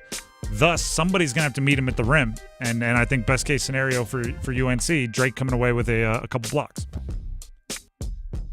Next up, we need a Cooper Flagg one in here, don't we? Other than the dunk. Oh, of course. I think he makes 3 or more threes. He's not shooting would be the one kind of thing he doesn't do at a super elite level. I'll go 4 or more threes. Makes. These are makes. So he's gonna have like a Cormac Ryan day here. We got to go 5 threes. 5 threes to be bold. I've seen him make 4. I've seen him make 3. Well, the part of the reason why I think it's bold is because he's 6'9", and he's going to have shorter defenders on him, so you would think he's going to be spending a lot of time trying to get to the bucket. Yeah, no hand in his face. He can see the rim clearly. There's also that. I actually, and this is schematic, and it's more of a gut feeling. I think they're going to use Con Knippel's size a bit more. He's listed at, I think, 6'7", but he's a little bit wider body. And I think they're going to try to hide either R.J. Davis or Elliot Cadeau guarding him. So if you get 6'7" wide body on a guy that's like 6'1", there's the mouse in the house, right? If he's playing down low, the kickouts are going to come to guys like Tyrese Proctor, guys like Cooper Flagg, and if they get going from three, it can really help out that offense. By the way, he's only hit over three-pointers once this season. Yeah, so it was against Notre Dame. So the checks and balances of the bold system here, really, these should be like super duper bold predictions. I said 3 threes is bold, and that's what I thought it was, but I had to go all the way up to 5 to get the darn bell. Yeah, he doesn't attempt a whole lot, but I think in this game my gut tells me this game that's what he's going to do.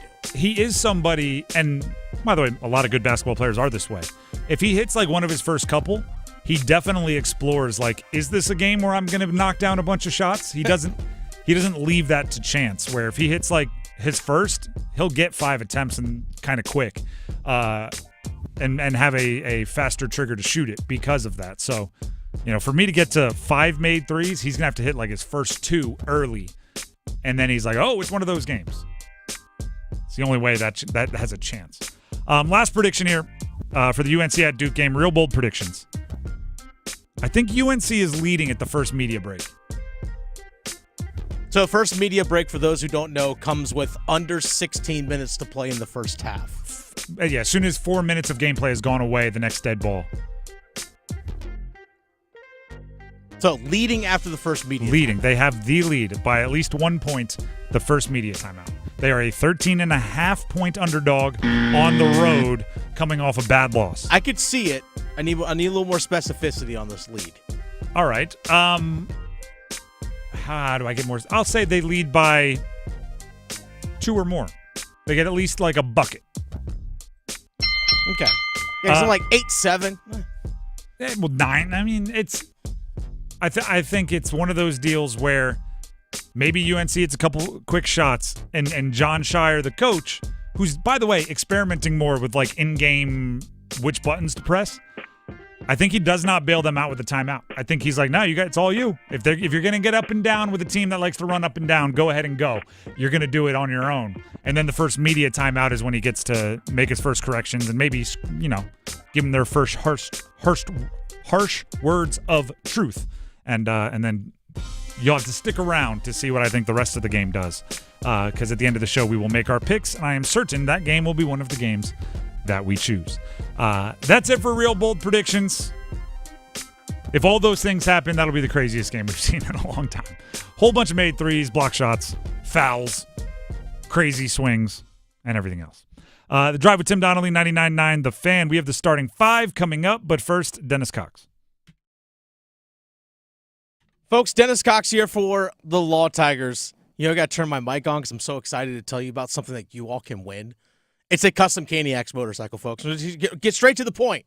You can win a custom Caniacs motorcycle, custom built.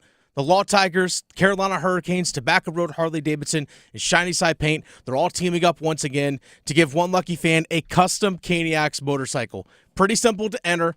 Go to caniacsbike.com. That's it. Go to caniacsbike.com. Enter for your chance to win this custom-built motorcycle. Custom painted with logos and colors of the Canes. White wall tires. Again, one-of-a-kind bike because it is custom-built right here in Raleigh by Tobacco Road Harley-Davidson. Custom painted by Shiny Side Paint. Truly one-of-a-kind, folks, and it can be yours. This is only the 4th time ever that they're giving away a custom Canes bike. That's the only 4th one ever. But this one is custom. It's its own build. It's not just another bike that was pre-painted or painted up. Custom built. This could be yours. Go to caniacsbike.com. I can't win it, but you can. caniacsbike.com. Law Tigers is a network of independent law firms who are members of the American Association of Motorcycle Injury Lawyers. Law Tigers is not a law firm. The Drive with Tim Donnelly, 99.9 The Fan, as the starting 5 coming up. And yes, it is just a couple minutes away from Friday at 5. Let's go. Back in a minute. listen for the did he just do that? Johnson trying to step back for a three. Bring it up. Left side. Boy, that was cold-blooded. The deep looks from downtown. Damask from the right block. Gives to Hawkins. Straight on. Triple. Good. They left him open, and he makes him pay. The get that out of here's. Bonner to the basket. Rejected by Renew, who saw that one coming. Your exclusive home for the Final Four. 99.9 The Fan, the Triangle Sports Leader. Robinhood Gold members can now enjoy the VIP treatment, receiving a 3% IRA match on annual retirement contributions. With Robinhood Gold, the perks of the high net worth are now available for any net worth. The new gold standard is here with Robinhood Gold. To receive a 3% boost on annual IRA contributions, sign up at Robinhood.com/gold. Investing involves risk. 3% match requires Robinhood Gold $5 a month for 1 year from first match. Must keep funds in IRA for 5 years. Go to Robinhood.com/boost. Robinhood Financial LLC member SIPC. Gold membership is offered by Robinhood Gold LLC. It's bow time.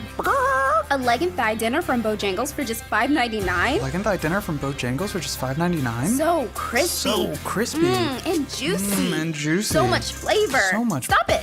What are you doing? What? You expect me to get this delicious deal and not say anything? You're unbelievable. You're unbelievable. With a boldly seasoned leg and thigh, choice of fixin', a biscuit, and legendary iced tea, it's a deal so good it's worth repeating. So eat and repeat while it lasts. It's bow time.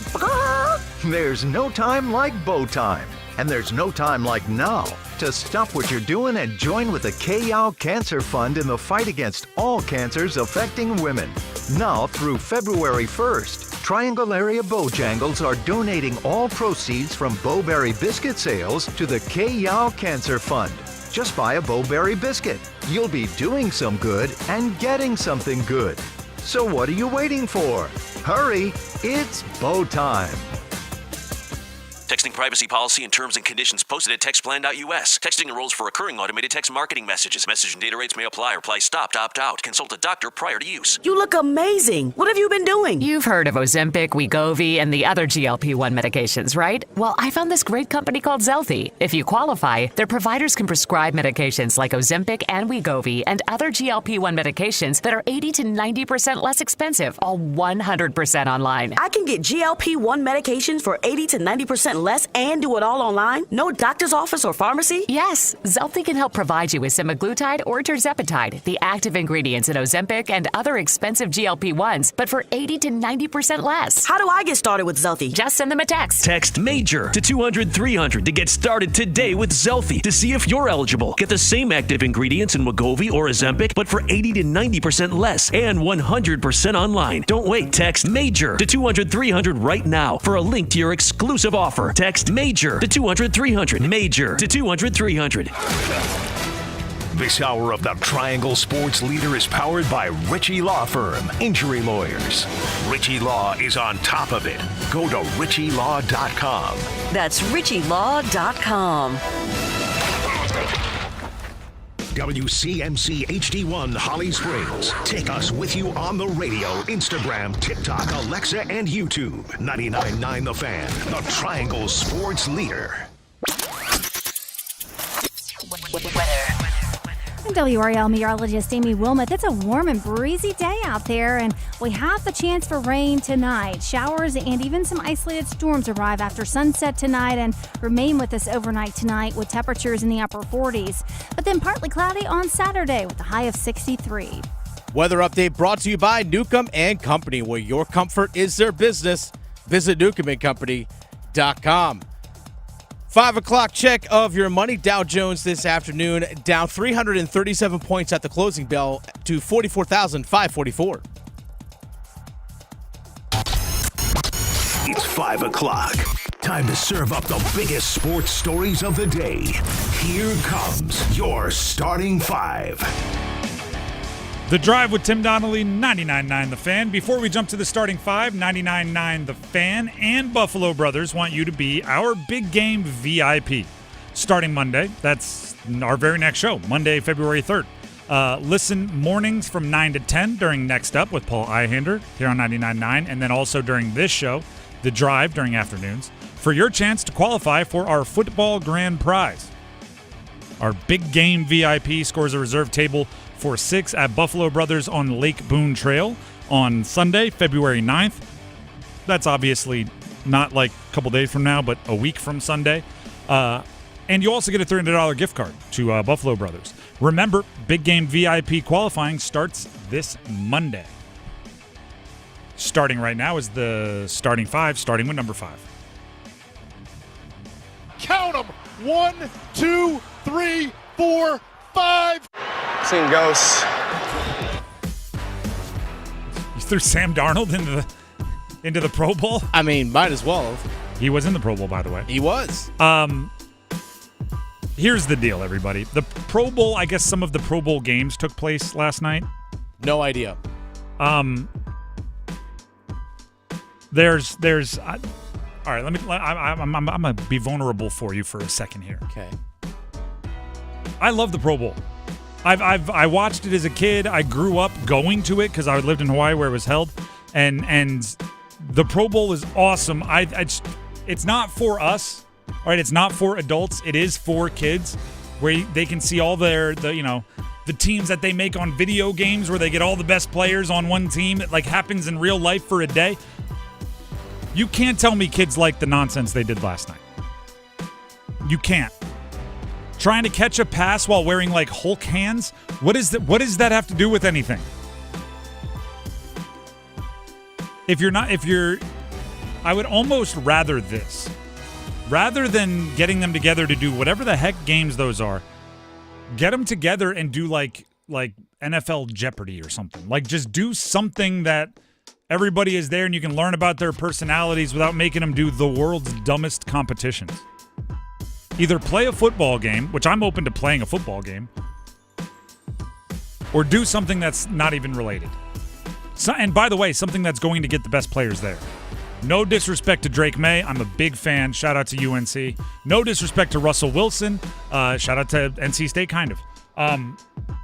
They're not Pro Bowlers. They're not. But yet they were there. So I want the Pro Bowl to be something. I still think the honor matters. Being an all-star matters. But if you're not going to take it seriously, like, be creative, do something better. I don't know what the heck that was last night. Just replay old Pro Bowls on Pro Bowl day. Go show Sean Taylor hitting a punter on a fake punt. R.I.P. The Pro Bowl that I knew. That's number 5. Let's get to number 4. 1, 2, 3, 4, all together. Terry, straight on look. Bottom of the well, and the Hornets within 1. That was Terry Rozier, a highlight from his time with the Charlotte Hornets. There it is. Some news broke yesterday that the government was investigating Terry Rozier for what could be considered suspicious gambling activity surrounding one of his games back in 2023 when he was a member of the Charlotte Hornets. Joe Fortenbaugh of ESPN explains more. Books are booking this action every night for years. Terry Rozier, assist props. I'm just going to throw a number out there. Maybe on average, they take $3 or $4 grand a night on those props. Over-unders. That's what a Rozier assist prop sees, $3 to $4 grand. If all of a sudden, one time in a 4-year stretch, you get $390,000 wagered on an under for a Rozier assist prop when all you've ever had is $2,500 on something like that, that is going to set off an alarm. That is why you won't get away with 1 or 2 or 3 of these. You'll get caught immediately. And they're looking at suspicious betting activity around a specific night a year ago like that. I have a lot of reactions to this. One, if true, right, and these are all still just allegedly allegations, all that kind of stuff. If true, what a dummy. Terry Rozier, how much money has, this is different than, and by the way, the last guy that did it, Jonte Porter, also a dummy. He's been, he's waiting sentencing in his. He's also a dummy, but he was an also-ran. He was like a two-way contract guy. He was hoping to make a little bit of money in the NBA. Terry Rozier has $133.8 million in career earnings. I don't know how much you got in or how much this was saving you or whatever. Dummy, if it happened. Dummy. Secondly, the other thing is, the more times stuff like this happens, now there's been, if it's true, twice in the NBA in the last couple years, the more it happens, the more I am going to be 100% convinced that it was happening prior to our ability to monitor the situation, right? Before gambling was legal, where there was regulators and there were people that were monitoring everything Fortenbaugh just said, like, all right, this much normally comes in, now we're getting this much. Before all that happens, players were doing it. I don't know who, I don't know how often, I don't know when, but it's too easy to do. Yeah, bet the under on 3-point makes for me. I'll play until I get close to the number you need me, and then I'll fake an injury. Do that for a random NBA regular season game, and to get out from under some debt or to pay back something or to make some money, like it's been happening. There's no way to solve it, because what is a bookie going to do, right? An illegal bookie from 25 years ago. Oh, man, look at that. I took a huge bet on Terry Rozier, and look at that. He just said he was sick after playing 2 minutes. What are they going to do? Go report it? It's like you're running an illegal gambling operation. You're living outside the law. I guess you could go break some thumbs and stuff. That's where enforcers come into play. But it's, in a weird way, good news that these guys are getting caught. And it's, in a weird way, it's good when they suffer consequences. It's a weird way, because then maybe the next person will be slightly less inclined to do so. Because if there's one thing that leagues need to be protective of, it is the belief that the play on the field or on the court or whatever your field of competition is fair and legit. Because if you take that away, sports are pointless, right? If you take away the thing that you can go out there and win or lose on any given game, sports are pointless. Mm-hmm. It's why the ridiculous accusations that refs are like in on the fix to put a certain team in the Super Bowl. It's like, do you realize what the NFL would be risking just to get Taylor Swift in the crowd at the Super Bowl? Like, no. The thing they have to be most protective of is the fairness and equality that sports are built upon. So, which is why guys like Terry Rozier, if they did it, have to get caught and suffer consequences. Well, it's also not only that, but also the sports books themselves, because people aren't going to want to bet on games if they don't feel like if they don't feel like what they're betting on is fair. You know, like if I bet on a prop for assist for Terry Rozier and he rolls his ankle, quote unquote, 5 minutes into the game, well, wait a second. Imagine if you had the over on a Rozier prop on that 20 or whatever it was, March 2023 day, and he knew from the whole time that he wasn't going to play more than 9 minutes. Yeah, you'd be pretty frustrated right now, and you might be calling your sports book like, "Hey, listen, we got some explaining to do." This is also, I think, why sometimes sports betting companies, sports books, is that if a player gets injured early in a game, if they're a prop bets, they'll just return the stakes. Sometimes they do. Sometimes hey, here's your stake back. We're not going to take it. We're also not going to give out any winnings or anything. Here's the stake back because the player got hurt. Might be to cover it in case this is actually a real thing. And sometimes this happened to me where like you bet on a player to get a double-double or something, and they have 9 rebounds, and at the end of a game they like tip it to a teammate, and the official scorekeeper doesn't say it's a rebound, but it's shades of gray. Sometimes they give you like a free bet because they're just like, that seems objective and we don't like that. Here you go. Same amount, free bet, something else. I won't say which sports book. I won't say how and when it all broke down, but maybe that is just to cover their tracks. Like in case that was fraudulent, here you go. That's number 4. Let's hit number 3. 1-point game, drifts to the right at 5. Right wing now drives, pulls up for a 15-footer. It's short. Rebound, no good. NC State wins the game on a pinball defensive stop. Do you know what's funny? We're about to talk about NC State Clemson. They're playing tomorrow, 1:30 on the CW. You know what's funny is we've talked about, and we should, right? We covered the team. We've talked about each of the NC State's last 5 games. They've lost them all. But going into it, we always have that same highlight because it is The last time they won on that pinball defensive possession against Notre Dame. That was back on January 8th. Going into the North Carolina game. All right, play the highlight. That got us start talking about State hosting North Carolina. North Carolina wins. All right, going into the Virginia Tech game. Play the same highlight. All right, going into the Cal game, the SMU game, the Duke game, and now the Clemson game. State, we need a new highlight. How about it? Give us a new highlight. You need a new highlight, if we're being real. That program, desperate for a win. Desperate for the feeling of being in a winning locker room.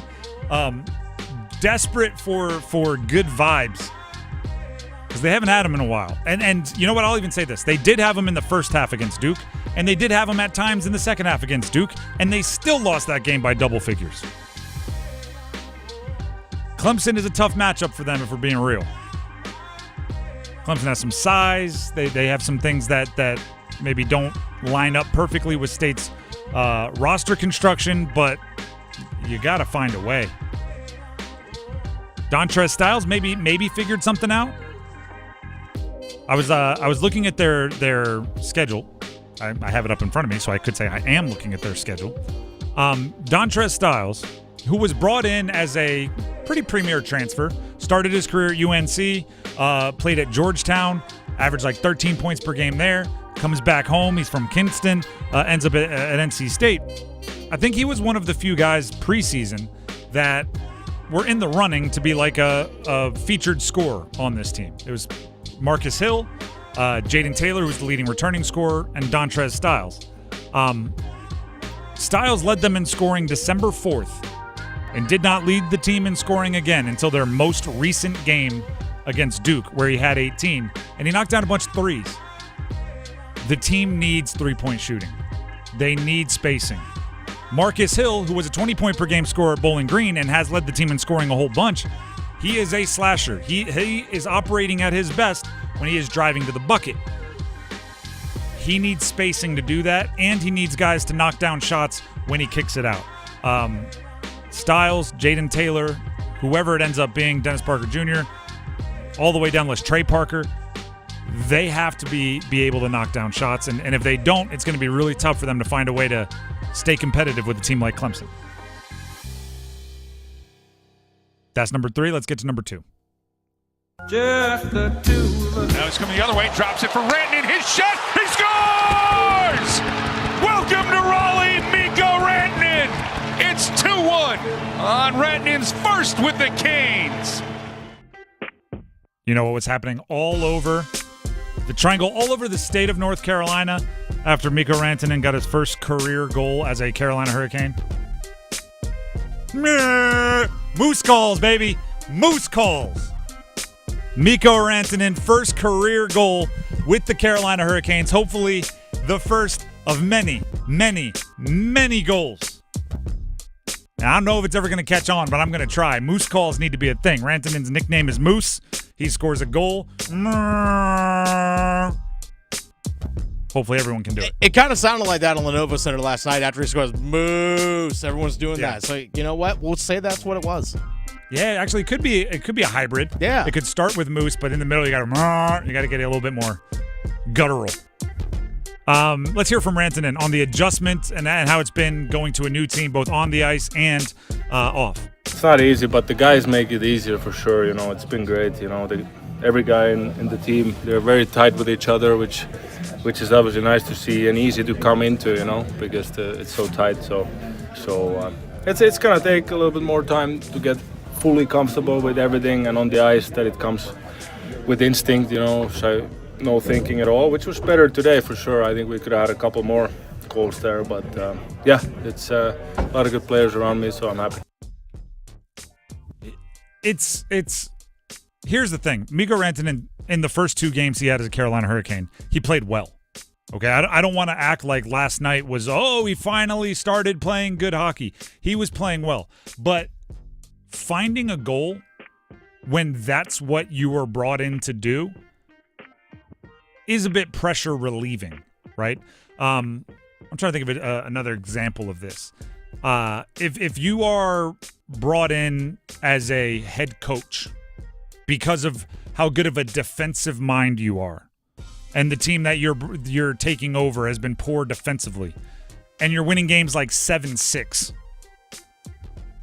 You're happy you're winning, but you also feel like I'm not doing what they brought me here for a reason, and I'm not doing that. So Mikko Rantanen being a exceptional high hockey IQ player, setting up Svech for a goal, being that gravitational force to create spacing for others, back checking like we've seen him and making defensive plays, it's great, and it's going to make everybody very happy. But when he scores a goal, it's kind of like, that is why you're here, right? Like, to go be a 100-plus point scorer and go get a whole bunch of goals yourself. So I do think, just the feeling of getting the first will go a long way towards making him comfortable. Other than that, I have no reason why he would feel comfortable. He's been home for one game, meaning in Carolina. He's living out of a hotel. Every time he comes to the rink for a practice, skate, or game, there's different guys that are out, either injured or sick or showing up and getting sent home, or guys that he just met who are just called up from the AHL, like Ryan Suzuki. This is not a joke. Ryan Suzuki, right, he's been in the Kane system for a while. So, yeah. And he goes back, there's pictures and videos of him and Pyotr Kochetkov and Seth Jarvis and everything as members of the AHL squad. Rantanen was probably like, nice to meet you, I'm Ryan. I'm going to go take my lap here because it's my first time in the NHL. Yeah. It's literally introducing yourself to somebody, and then you might be on the ice with them in an NHL game like an hour and a half later. And they were. Yeah. And that's the thing, they were, because Carolina played without their full 18 skaters yesterday. They played with only 17. There was an empty spot on the bench yesterday because of illnesses and so forth. So there were times it was like, all right, Suzuki and Juha Jaska, all right, you two are going to go out there, and someone's going to get a double shift. And for it's like, all right, Mikko, you're out there with them. It's like, oh, okay. Literally just met. Yeah. That's insane. Wild. That's insane to think about. But it is, obviously that's life in the NHL, but also eventually there's going to be some stability, right? Whatever bug is going through the locker room, their immune systems will step up. They'll beat it. They'll get into a routine. Mikko Rantanen, even if he's in a hotel, will know his way around. He'll get more comfortable. The roster will get more stable. The lines will get more stable. The shuffle, he'll know who's going to be on the power play with him. Mm-hmm. It's all going to settle in. But for right now, if he just keeps playing good hockey, occasionally puts one in the back of the net and seems to bring, happy vibes, I think that's all you can ask for from Mikko Rantanen. Actually, I lied. There's one more thing you can ask of Mikko Rantanen. Sign a contract? You're darn right. Sign that long-term deal. Get that money and get that stability. Mikko, if you're listening, I met you in the locker room yesterday. Introduced myself. Stay here in Raleigh for the next 8 years. Or if you want me to speak it in your native language. It's not disrespect Finnish like that. Come on. It's a Moose call. His nickname is Moose. Okay. I can't speak Finnish. I wouldn't try. I can't speak Moose either. The Drive with Tim Donnelly, 99.9 The Fan. Let's hit number one. Go one! Rebound pulled in by Lubin. Here come the Tar Heels the other way.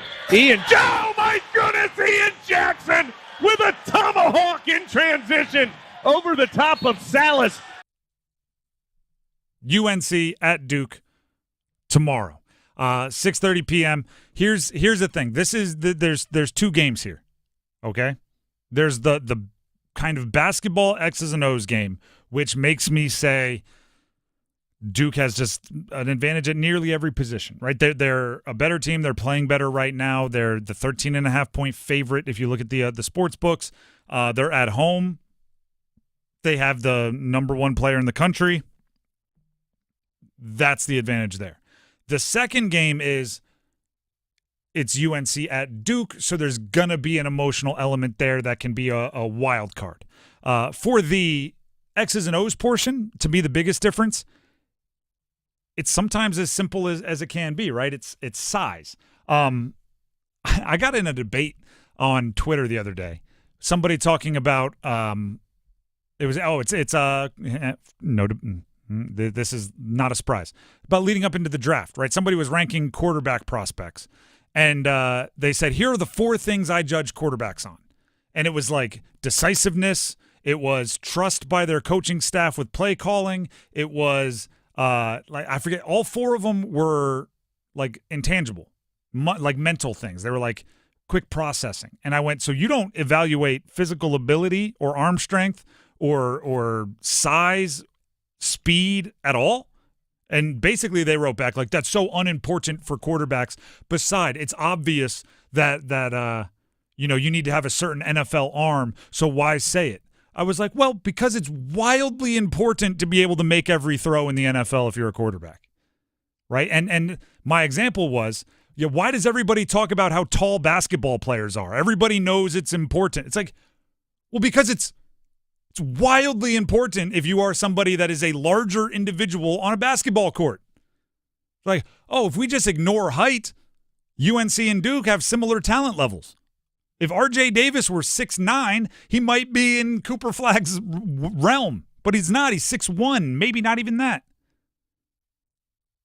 Hubert Davis, the head coach of UNC, talks about the challenge it's going to be about facing Duke's length. They have tremendous length at every size, and so I think that's a huge determining factor of why they've been so good defensively, because of their length. They're athletic, they're long, they can cover a lot of space, and so to be able to punch gaps, get to the rim, get 2 on the ball, create open shots from the perimeter. You have to have tremendous spacing. You have to have ball movement. You have to run your offense with pace. You've got to take care of the basketball in order to get consistent, good shots. And, they also have the ability to switch everything, 1 through 5. And so when teams do that, just like Pitt did us in the second half, you've got to your spacing, your ball and player movement has to be on point. That's how you traditionally beat a team with a size advantage. So it's all true. It's just more difficult because I don't think they have necessarily a skill advantage over Duke. And in fact, it might go the other way. Now, for an insight into the other side, right? If that's the X's and O's side, there's also the, hey, guess what? It's Duke UNC, and that's a wild card that can impact things in a bunch of unpredictable ways. Ian Jackson, stud freshman for UNC, was asked if all of the praise towards Duke's freshman class adds any edge to the game for him. I'm going to chip every game, I want to go out and play every game and play the best I can play. Go out there and try to prove something every time I go out there on the floor. And whether you're playing Duke or whoever, it's a chip every game. Yeah, I get you have to say that, but this one's different. The leading scoring freshman in this game, if Ian Jackson is that guy, I think that's a big sign for UNC. If he has a big game, I think that's one of the ways that they can, I wouldn't say close the gap, but close-ish, make it smaller, and make it more likely that they can hang around in this one. They're going to have I want this on the record one more time. I said it earlier today. For UNC to have a legit shot at winning the game, part of it is just going to have to be they shoot the basketball above their level. Right? Everyone that's ever played basketball, I don't care if you've only played pickup, if you stopped playing in middle school, you have a game, a practice, whatever it was, where you're like, I'm not as good a shooter as I seem like I am today. I just hit 4 straight threes. I don't know if I've made 4 threes in a game in my entire life. I hit 4 1/4. Like everyone has had that moment. If UNC has a couple guys that do that, hand in their face, right? Maybe drawing contact and still finding a way to make the shot above their level. That's kind of the only way I see them having a chance to really upset Duke in this one. The Drive with Tim Donnelly, 99.9 The Fan. Before we grab our numbers game contestants, Tim Donnelly here for DraftKings Sportsbook. We are talking about the playoffs. There's one more, and it's the big one that we still have to get to. And that means there's still an opportunity for you to get in on the action at DraftKings Sportsbook, an official sports betting partner of the NFL. Scoring touchdowns is key to winning in the playoffs. You can become a legend if you score 2 touchdowns in the next one. You know which one I'm talking about. And you, meaning you at home, can score big by betting on them at DraftKings. The number one place to bet touchdowns. You can bet multiple touchdowns. You can bet first touchdown scores. If you're ready to place your first bet, try betting on something simple like that, right? A player to score 6 a player to score the first 6. Go to DraftKings Sportsbook app and make your pick. I like easy-to-track bets during the big game. You know what I'm talking about? So you can be, scarfing down some dips and some wings. You could be talking to somebody at the party. You could be handling yourself, and then you just look over. All right, I know what you don't have to go like, I'm sorry, was that run 7.5 yards or 6 yards? Because I'm chasing an over here. You know if somebody scores 6. DraftKings new customers can bet $5 to get $200 in bonus bets instantly. Download the DraftKings Sportsbook app and use code TIMD at signup. That's code TIMD at signup for new customers to get $200 in bonus bets instantly when you bet just $5. Only on DraftKings Sportsbook. The crown is yours. Gambling problem? Call 877-185-543 or visit morethanagame.nc.gov. 21 plus, North Carolina only. Eligibility restrictions apply. Bonus bets expire 168 hours after issuance. For additional terms and responsible gaming resources, see dkng.co/audio.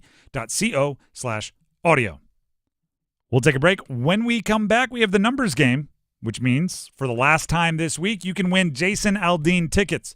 He's coming to Coastal Credit Union Music Park August 21st for the Full Throttle Tour with special guests Nate Smith, Ray Lynn, and DJ Silver.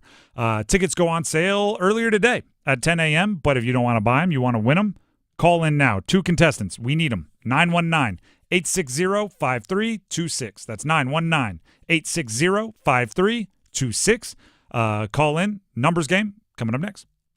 Listen for the Did He Just Do That? Johnson trying to step back for a 3. Bring it up. Left side. Boy, that was cold-blooded. The deep looks from downtown. Damas from the right block. Gives to Hawkins. Straight on. Triple. Good. They left him open, and he makes him pay. The Get That Out of Here's. Bonner to the basket. Rejected by Renew, who saw that one coming. Your exclusive home for the Final Four. 99.9 The Fan. The Triangle Sports Leader. You still thinking job change in the new year? Yeah, I need something that's in high demand and more stable in this economy. IT? Yeah, cybersecurity, maybe even AI. That's what I did. Really? How? Went to My Computer Career. You don't need any prior experience, and you could start your new career in a matter of months. A lot of IT pros go to school there, too, to level up. Sweet. Are classes online or on campus? Both. Wow, I'll check it out. Thanks. Make this your year. Take the free career evaluation now at mycomputercareer.edu. Financial aid is available for qualified students, including the GI Bill. We all hear the radio ads about the IRS. They tell you to be afraid, to be scared, and they try to frighten you into calling.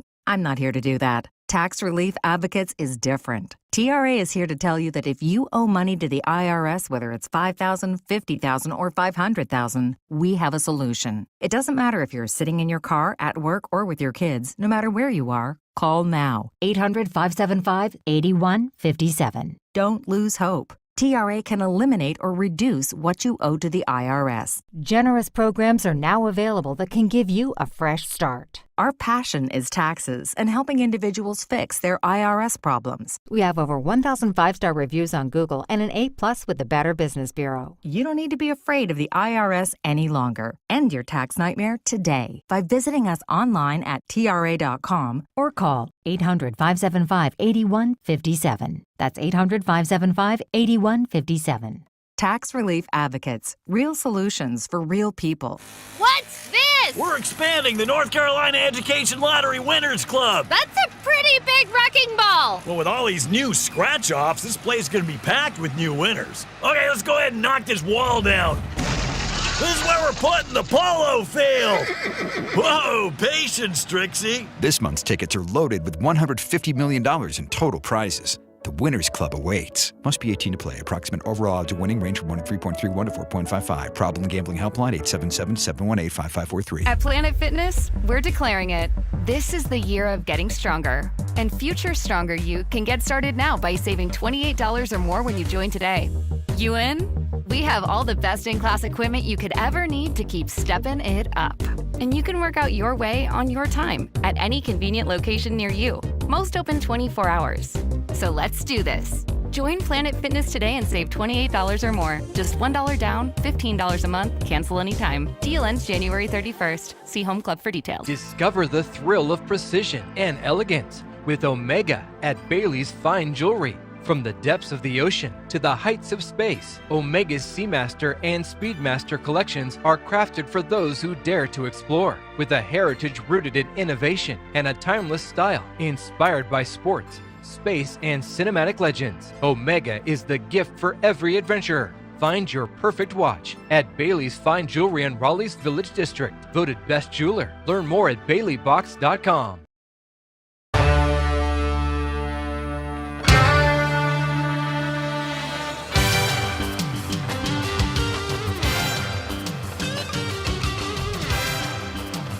The Drive with Tim Donnelly, 99.9 The Fan. It is time to play the numbers game. 2 contestants that'll be battling it out with jersey numbers for a Jason Aldean pair of tickets coming to Coastal Credit Union Music Park August 21st for the Full Throttle Tour. The 2 contestants are Matthew in Raleigh and Andrew in Raleigh. As always, we ask a question. Dennis, our judge, picks his favorite answer, and whoever that answer is gets to go first. Matthew, are you ready to answer? I'm ready. All right. The question is, what are you most looking forward to about the weekend? But because we're a sports show, keep it sports related. All right. It's got to be UNC Duke game. I grew up a Duke fan. I still kind of am. Now I'm kind of in the middle because my girlfriend went to Carolina. So I'm treading water here, but I'm just hoping for a good game. And Cooper Flagg, he's a joy to watch. Now, I have to say this. I'm fine with a relationship divided, right? You're a fan of one, she's a fan of another. I don't know if many people are cool with like the I'm treading water between Duke and UNC. I don't know if you're making either side happy there. Yeah, it's tough. All right. You got to deal with it, not me. I'm half joking. Let's go to Andrew and Raleigh. Andrew, are you there? I'm here. All right, same question to you. What are you most looking forward to about the upcoming weekend? But because we're a sports show, keep it sports related. Definitely the Duke-UNC game, and mostly because I will be there. That's a pretty tough ticket to find. Yeah. Dennis, go ahead and pick your answer. The same answer, different reasoning. This is actually a little bit tougher than you think. Normally, I would say, well, you said the same thing as the first person. I'm going to go with the first person. But Matthew really wasn't fully committed to it, I feel like. He's like, hey, I grew up Duke, but, I got this relationship thing going on. I'm trying to tread water, as opposed to like, hey, just let you know, we're house divided for these next 2 hours. Hey, you want to put something on it? House chores? I don't know. Next dinner's on you? I don't know. Next date's on you? Whatever it might be. There we go. A little woo money. Andrew's like, I'm going to be there. I'm in it. He never said what side he was going for. He just said he's going to be there. I'm going to go Andrew on this one. All right. I'm going to go Andrew on this one. Sounds like a close finish, but Andrew gets to go first. Matthew, stay on the line. You'll have your chance. Andrew, are you ready to pick a category? Yes, sir. All right. NFL expected top 50 NFC fantasy football players for 2025. NFL expected top 50 AFC fantasy ballers of 2025. NFL, NFC. Ooh, don't even need to hear the categories. Staying with the NFC. All right, I'll give you the team and the player. Give me the jersey number as quickly as you can. 30 seconds on the clock. 1 pass if you need it. Any questions before we get started? Nope. All right, your time will start when you hear the horn. Saquon Barkley, Philadelphia Eagles. 11. Incorrect. Christian McCaffrey, San Francisco 49ers. 8. Incorrect. Saquon Barkley, Philadelphia Eagles. 26. There you go. Terry McLaurin, Washington Commanders. 11. Incorrect. Christian McCaffrey, San Francisco 49ers. 14. Incorrect. Terry McLaurin, Washington Commanders. Pass. Mike Evans, Tampa Bay Buccaneers. 11. Incorrect. Christian McCaffrey, San Francisco 49ers. 23. Correct. You weren't confident in it, but you said 23, which was the right answer. You were dead set on getting somebody with number 11, which the stick-to-itiveness I admire. None of them were number 11. Saquon, 26, you got it. CMC, number 23, got that one. We were looking for number 17 with Scary Terry McLaurin. And Mike Evans wears number 13. Those are the numbers we were looking for. You got 2. Go ahead and stay on the line. We'll see if it holds up. That brings us to Matthew and Raleigh. Matthew, are you there? Yes, sir. All right, the categories remaining for you to choose from are NFL players, expected top 50 AFC fantasy ballers of 2025, NBA pandemic team, those are 2021 Tokyo Olympians, or NHL Hurricanes only. I'll do Hurricanes. All right. I'll give you the team and the player. You give me the jersey number as quickly as you can. 30 seconds on the clock. One pass if you need it. You need 3 for the win. Any questions before we get cooking? No, I'm ready to go. All right. Your time will start when you hear the horn. Dmitry Orlov, Carolina Hurricanes. 7. Correct. William Carrier, Carolina Hurricanes. 28. Correct. Chris Versteeg, Carolina Hurricanes.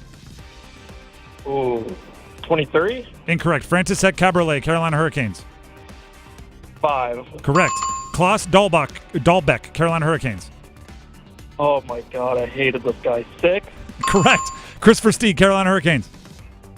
I don't think I'm going to get this one. 24. Incorrect. Chris Versteeg, Carolina Hurricanes. 26. In the future, that's very impressive, right? Especially giving a little like caption on "I hate this guy." 6, like it was entertaining. But once you get to the last guy, even if you don't know it, just fire away, right? I'll give you as many randoms as you can. And also with Versteeg, your first guess was 23. Flip them. 32 is what we were looking for. We were looking for 32. But you got Orlov, you got Carrier, you got Caberlet, you got Dahlbeck. That means you are the winner. Congratulations. You're getting Jason Aldean tickets. Thank you. I appreciate it. I should have just started firing off there, but yeah, thank you. Just a little strategy there if you're looking for the perfect score. But you already had the win in hand, so maybe you were just taking a victory lap. Go ahead and stay on the line. Dennis has some info he needs to grab from you, but congratulations once again. All right. It's just this fight is like the worst. Yeah, it literally is where he just the worst. Yeah, he's 6. Stop that. Like this guy stinks. Oh, I hate that guy. 6. Oh, brother, this guy stinks. 6. But you know what? I should have said 11. This is that is a thing though, right? Like strong feelings either way. The players that you love, you remember their numbers. Players that you hate, you remember their numbers. It's the ones that you were kind of apathetic on that you don't, right? It's at least it's somebody that left an image, which is good for remembering their jersey number. The Drive with Tim Donnelly, 99.9 The Fan. Speaking of memorable, our YouTube channel, the subscribers are up to near 15,000 subscribers. We were at 14.9 yesterday, 14.30 something this morning. I forget what we're looking at, or 9.30 something this morning. We want to get to 15,000. We want our community to continue growing there. We're working very hard to put out content on our YouTube. Every single one of our shows is live streamed on YouTube. Hello to everybody out there. Podcasts, everything lives there. So if you haven't yet, go ahead and subscribe to our YouTube, 99.9 The Fan. And if you do that, when we hit 15 grand, when we hit 15,000, we are giving away a Seth Jarvis autographed puck. We have a Seth Jarvis, one of the faces of the Carolina Hurricanes, fan favorite, a signed puck that we will be giving away to one of our subscribers once we hit 15,000. So if you've already subscribed, get your friend, get your family, get your grandma, get everybody subscribed to our YouTube. And then the quicker we get to 15 grand, the quicker we'll give away the Seth Jarvis signed puck. And then once you're there, right, look around. Go ahead and like some videos, watch some videos, share them with some friends. We would greatly appreciate it. We're less than 50 away, 48. We're only 48 away. 48 away, that's it. That's it. That's easy. Everybody right now, if every one of you listening subscribes and finds 2 friends, and they find 2 friends, and they find 2 friends, it's an infinite amount of YouTube subscribers. So make it happen, please. We would. I'm joking about it, but we really would appreciate it if you spread the word a little bit. So thank you for that, and hopefully. Or I won't say hopefully, one of you will win a Seth Jarvis puck when we get to 15 grand. Pretty cool. Yeah, serious. He is a fan favorite, to say the least. Pretty cool. But you have to be subscribed to win. That's the thing. You have to be subscribed to win. And then there's other things to do, but you'll learn that later. The Drive with Tim Donnelly, 99.9 The Fan. Here is our very own Dennis Cox. Speaking of winning, got something else you can win, folks. Dennis Cox here with my friends over at Law Tigers. It's a custom motorcycle. No, I'm dead serious. You can actually win a custom motorcycle. Just go to caniacsbike.com because the Law Tigers, Tobacco Road Harley-Davidson, Shiny Side Paint, and the Carolina Hurricanes, they're all teaming up once again to give a lucky fan a custom Caniacs motorcycle. That's simple, folks. Go to caniacsbike.com, register for your chance to win this custom motorcycle, and it's yours. It's going to be given away on the ice, final home game of the year. Deadline to enter is April 6th, but don't wait.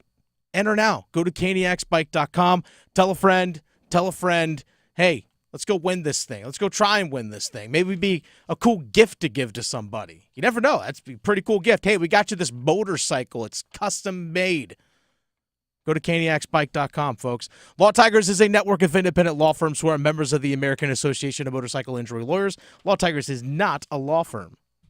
The Drive with Tim Donnelly, 99.9 The Fan. We'll be back to make our picks in a second. Evan, Kenty, and Michelle are unsportsmanlike. The Eagles' run game is based on the offensive line. Saquon Barkley does a great job with making second and third level defenders miss, but he's 15, 20 yards downfield. He doesn't get touched for 20 yards. I have a hard time saying that guy is the most important player on the team when nobody touches him for 2 first downs. Mornings from 6 to 9 on 99.9 The Fan, the Triangle Sports Leader. It's bow time. A leg and thigh dinner from Bojangles for just $5.99. Leg and thigh dinner from Bojangles for just $5.99. So crispy. So crispy. And juicy. And juicy. So much flavor. So much. Stop it. What are you doing? What? You expect me to get this delicious deal and not say anything? You're unbelievable. You're unbelievable. With a boldly seasoned leg and thigh, choice of fixin', a biscuit, and legendary iced tea, it's a deal so good it's worth repeating. So eat and repeat while it lasts. It's bow time. It's bow time, and the month of January marks the 45th anniversary of bold flavors, Southern hospitality, and all of the timeless classics you get at Triangle Area Bojangles. In 1980, Triarch Food Systems, Inc. opened their first Bojangles in Selma, North Carolina, a welcoming place to come together and enjoy some made-from-scratch goodness. Here's to 45 years, and many more to come. Thank you, Selma. It's always bow time. It's time for the Coastal Scholar Athlete of the Month. This is Creighton Blackwell from Coastal Credit Union and 99.9 The Fan, and we're here at South Garner High School to celebrate our next Scholar Athlete of the Month. And that Scholar Athlete is Samayan Jones. It means a lot to me because my parents, they want me to do well and make it in life. So this is for them. I try to work hard in the classroom and on the court for them and do my best. He's never trying to bring no negative energy, and I feel like that's what makes him a more productive teammate. My teammates, they encourage me a lot because, I've been through injuries. They cheer me on because 2 games ago was my first time getting back on the court. So they cheer me on, encourage me every day. That's why I keep doing what I do. He was always there in practice, just cheering us up and just carrying us on for practice, even though he wasn't playing. So that just shows what type of guy he is. And then I have him in my class, so he's a great student as well. Just last week, one of his real good friends, he's like, Junior's just a good vibe, man. And that's what he is. Congratulations, Samayan. For over 20 years, 99.9 The Fan and Coastal Credit Union have been recognizing scholar athletes at Triangle area schools. If you'd like to nominate a high school athlete, text AWARD to 919-860-5326. That's AWARD to 919-860-5326. Hey, Mom, I've been meaning to talk to you about some new COVID information I saw online. I read that black folks like us with certain conditions like diabetes, heart disease, mental health conditions, or being 50 and older, like you, are at high risk. Boy, you sound like a commercial. I'm just saying. I know you love your ginger teas and essential oils, but remember, there are treatment options for COVID-19. I promise if I get sick again, I'll call my doctor to ask about my options. Visit WeTalkWeRise.com to learn more. Brought to you by Pfizer. Want to play a game with me and Dad? Mommy's not feeling good. You need to vaporize that cold. Vaporize? Yeah, with DayQuil VapoCool. It's DayQuil plus a rush of Vicks vapors. Whoa. Come on, honey. Let's let Mommy rest. You guys are amazing. And so is DayQuil VapoCool.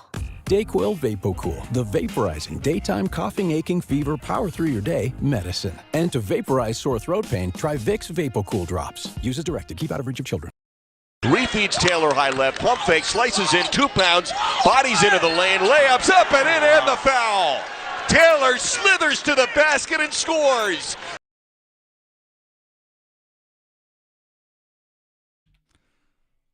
The Drive with Tim Donnelly, 99.9 The Fan. Before we get to making our picks, I don't pretend to know all of the ins and outs of managing a salary cap and a roster in the NHL. Walt Ruff, team reporter for the Carolina Hurricanes, just put out a tweet saying the Canes have recalled forward Ryan Suzuki from the Chicago Wolves. Okay. Ryan Suzuki played in the game for the Canes last night. So after the game, he was sent down, and today he was called back. Is that what's Yeah, they sent Riley Stillman, the defenseman, down when they called up Suzuki. And then after the game, they sent Suzuki down and recalled Stillman. So does this mean that Stillman is down? Is this a bad sign for forwards being available tomorrow? I don't know. It's a good question. But they can always send Suzuki back down. It's a weird thing when it comes to the NHL, the number of transactions that they made. It's a way to game the salary cap a little bit. This is where Tulsky comes in, telling you folks. He's seeing the field? You're telling me he's seeing all the action right now? The genius move is sending Suzuki down to the AHL for 8 hours? Maybe. All right. We'll see what that means. But for right now, we have to see what our picks are. Dennis, which games are we picking? Well, let's go ahead and start at the Lenovo Center tomorrow. There's a doubleheader of games at the Lenovo Center, including, let's go right to the hardwood. Let's go basketball. We have Clemson coming in to take on NC State at the Lenovo Center. It's a 1:30 tip-off tomorrow in the ACC. The spread on this one, hard to find a line. I can't imagine it's very close. Yeah. You know what? I'm gonna give State some credit. It'll be a one possession game with 2 or 3 minutes left. Okay. They'll lose by 4.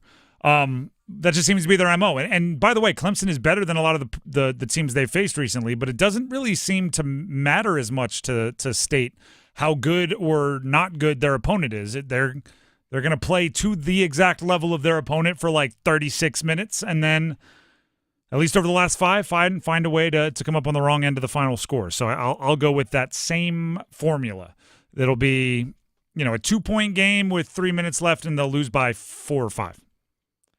76-68 Clemson. Kind of same type deal. Going to be close, then Clemson pulls away, hits some free throws. Give me 76-68. Let's go right to the ice tomorrow night, right there at Lenovo. Doubleheader action. Canes at home against the LA Kings. We don't know who's playing for the Canes. We just don't know. Yep. And the Kings are really good. Yep, I wouldn't say they're very solid. They're good. They're okay, good, but they're not elite. Sure. Breaking down Kings tape over there. I did look at a lot of stats today, and then I went because I started formulating like what I think the Canes could do or who needs to have a big game, and then I went, why am I doing this? I didn't know yesterday two of the best players on the Canes were out, and I signed off the air an hour before puck drop. So doing that, 36 hours before puck drop made even less sense. So I stopped myself from doing it. So I'll go with this.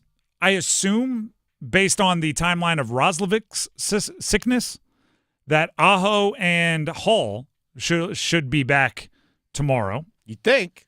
I'm assuming. I said assuming, which you know what that does to both you and me. Mm-hmm. So I'll say with Aho and Hall back, Canes win, but again, I'm making an assumption here that somebody else won't be available because Suzuki's getting recalled. So I'll go Canes win 4-3. Okay, 4-3 win. I like 4-3. They're up 4-2 and give up a late stinker. Here's the thing. Maybe Aho and Hall are back tomorrow. Maybe someone else is sick. That's what I said. I think that's why it's close. I think I would be going like 4-1 if they had everybody and they were firing on all cylinders. I'll go 4-3 with a couple cheapies given up by turnovers right there at the middle because, the chemistry ain't there with lines being shuffled. Okay. One I know you're looking forward to tomorrow, Tim. Big game at Duke tomorrow. Everybody's looking forward to it. Duke men's lacrosse, minus 11 goals. Duke men's lacrosse against Bellarmine tomorrow. It's a noon face-off. Well, you thought I wouldn't be prepared for this? Yeah. Bellarmine's attack has really come on in the last 3. No, I have absolutely no idea. I was just going to make stuff up. Early season tune-up. I think in lacrosse, I take ACC over everyone. Give me Duke. Going to give the 11? It's an 11-point spread? It's 11-kill spread, yeah. I don't know a ton about lacrosse. That seems like a lot. It's a ton. Yeah, you know what? I'll give the 11. They're going to win by 15. Okay. I have absolutely nothing to add. Like, I don't know. I assume Duke has good lacrosse, but I can't confirm. They really do. But hey, if you're ACC against everyone, what's your pick on UNC lacrosse men's tomorrow, hosting your Delaware Blue Hens, 11 o'clock? I said ACC and teams that are better than ACC over everyone. Give me the Delaware Blue Hens. Oh, okay. I don't know if they're actually. I know when I was on campus, they were very good. We made a Final Four. Had Dixon, Curtis Dixon, who was a monster. I know they were good when I was on campus. Granted, I'm old, so that's been 15 years. Other than that, I have no clue how good they are. But you're not going to see me pick against the Blue Hens. I don't. By the way, I traditionally don't gamble on the Blue Hens either. I want to win or lose with my team. I don't want to be like surprised, like, oh, you know what, they lost, but I made a couple bucks. And I also don't want to be like, they won, but I didn't cover. Like, I'm always rooting for the Blue Hens. So give me Delaware. UNC ranked 16th, Delaware on the tail end of also receiving votes. Okay. Hey, we're in the mix. We're in the mix. And then we'll fight for Delaware. Delaware fight usually has the Blue. What do you say? I said Delaware usually has a couple good Canadian attackmen. True. Like Curtis Dixon. Also true. John Grant Jr. I know like 4 guys. That's about it. But they were good when I was on campus. Noah the goalie. The big one, UNC heads into Cameron Indoor to take on the Duke Blue Devils. Duke 13.5-point favorites at home. I think Duke wins, but because of the rivalry thing, I think 13 is a good number. If it wasn't the rivalry thing, I think they'd win by more. So I'll go UNC covers, Duke wins. It's like a 12-point win. Okay. 78 minus 12. There you go. 66. Look at that on-air math. Got there. I'm going to go for a little bit more high scoring. 87-72, Duke wins this one. Both. So you think Duke covers? Yes. Take Duke, give the points. Mm-hmm. I mean, it's a really tough matchup for UNC. Aside from the fact that Duke is just playing better basketball right now, if they were playing the same quality of basketball and they were both coming in on win streaks, just the way the rosters are constructed is a tough matchup for UNC. So I'm going Duke with the win. I'll give UNC the grit, the grind of the rivalry to keep it close. But I think it's a double-digit win. No one's taking buzzer beaters thinking it's going to change the game, which is really all you ask for in a rivalry game like this. A couple highlights, couple SportsCenter top plays, and we all make it to the next game ready to roll. And Duke's still undefeated in the ACC, and UNC still clamoring for answers to questions that are hard to answer. The Drive with Tim Donnelly, 99.9 The Fan. Few things. Please subscribe to our YouTube. We hope to hit 15,000 subscribers over the weekend, and then we can give away a Seth Jarvis signed puck to one of those subscribers. So go to 99.9 The Fan on YouTube. Subscribe. We are less than 50 away from hitting 15,000, which we are very excited for.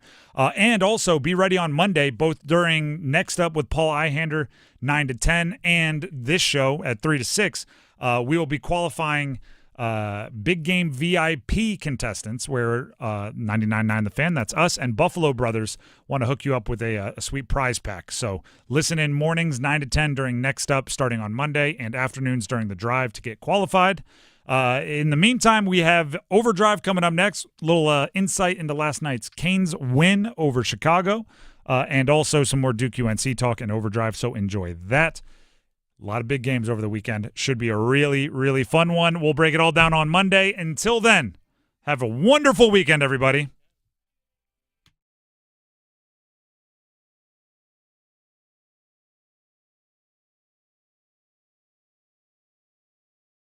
From 32 to 2, Kansas.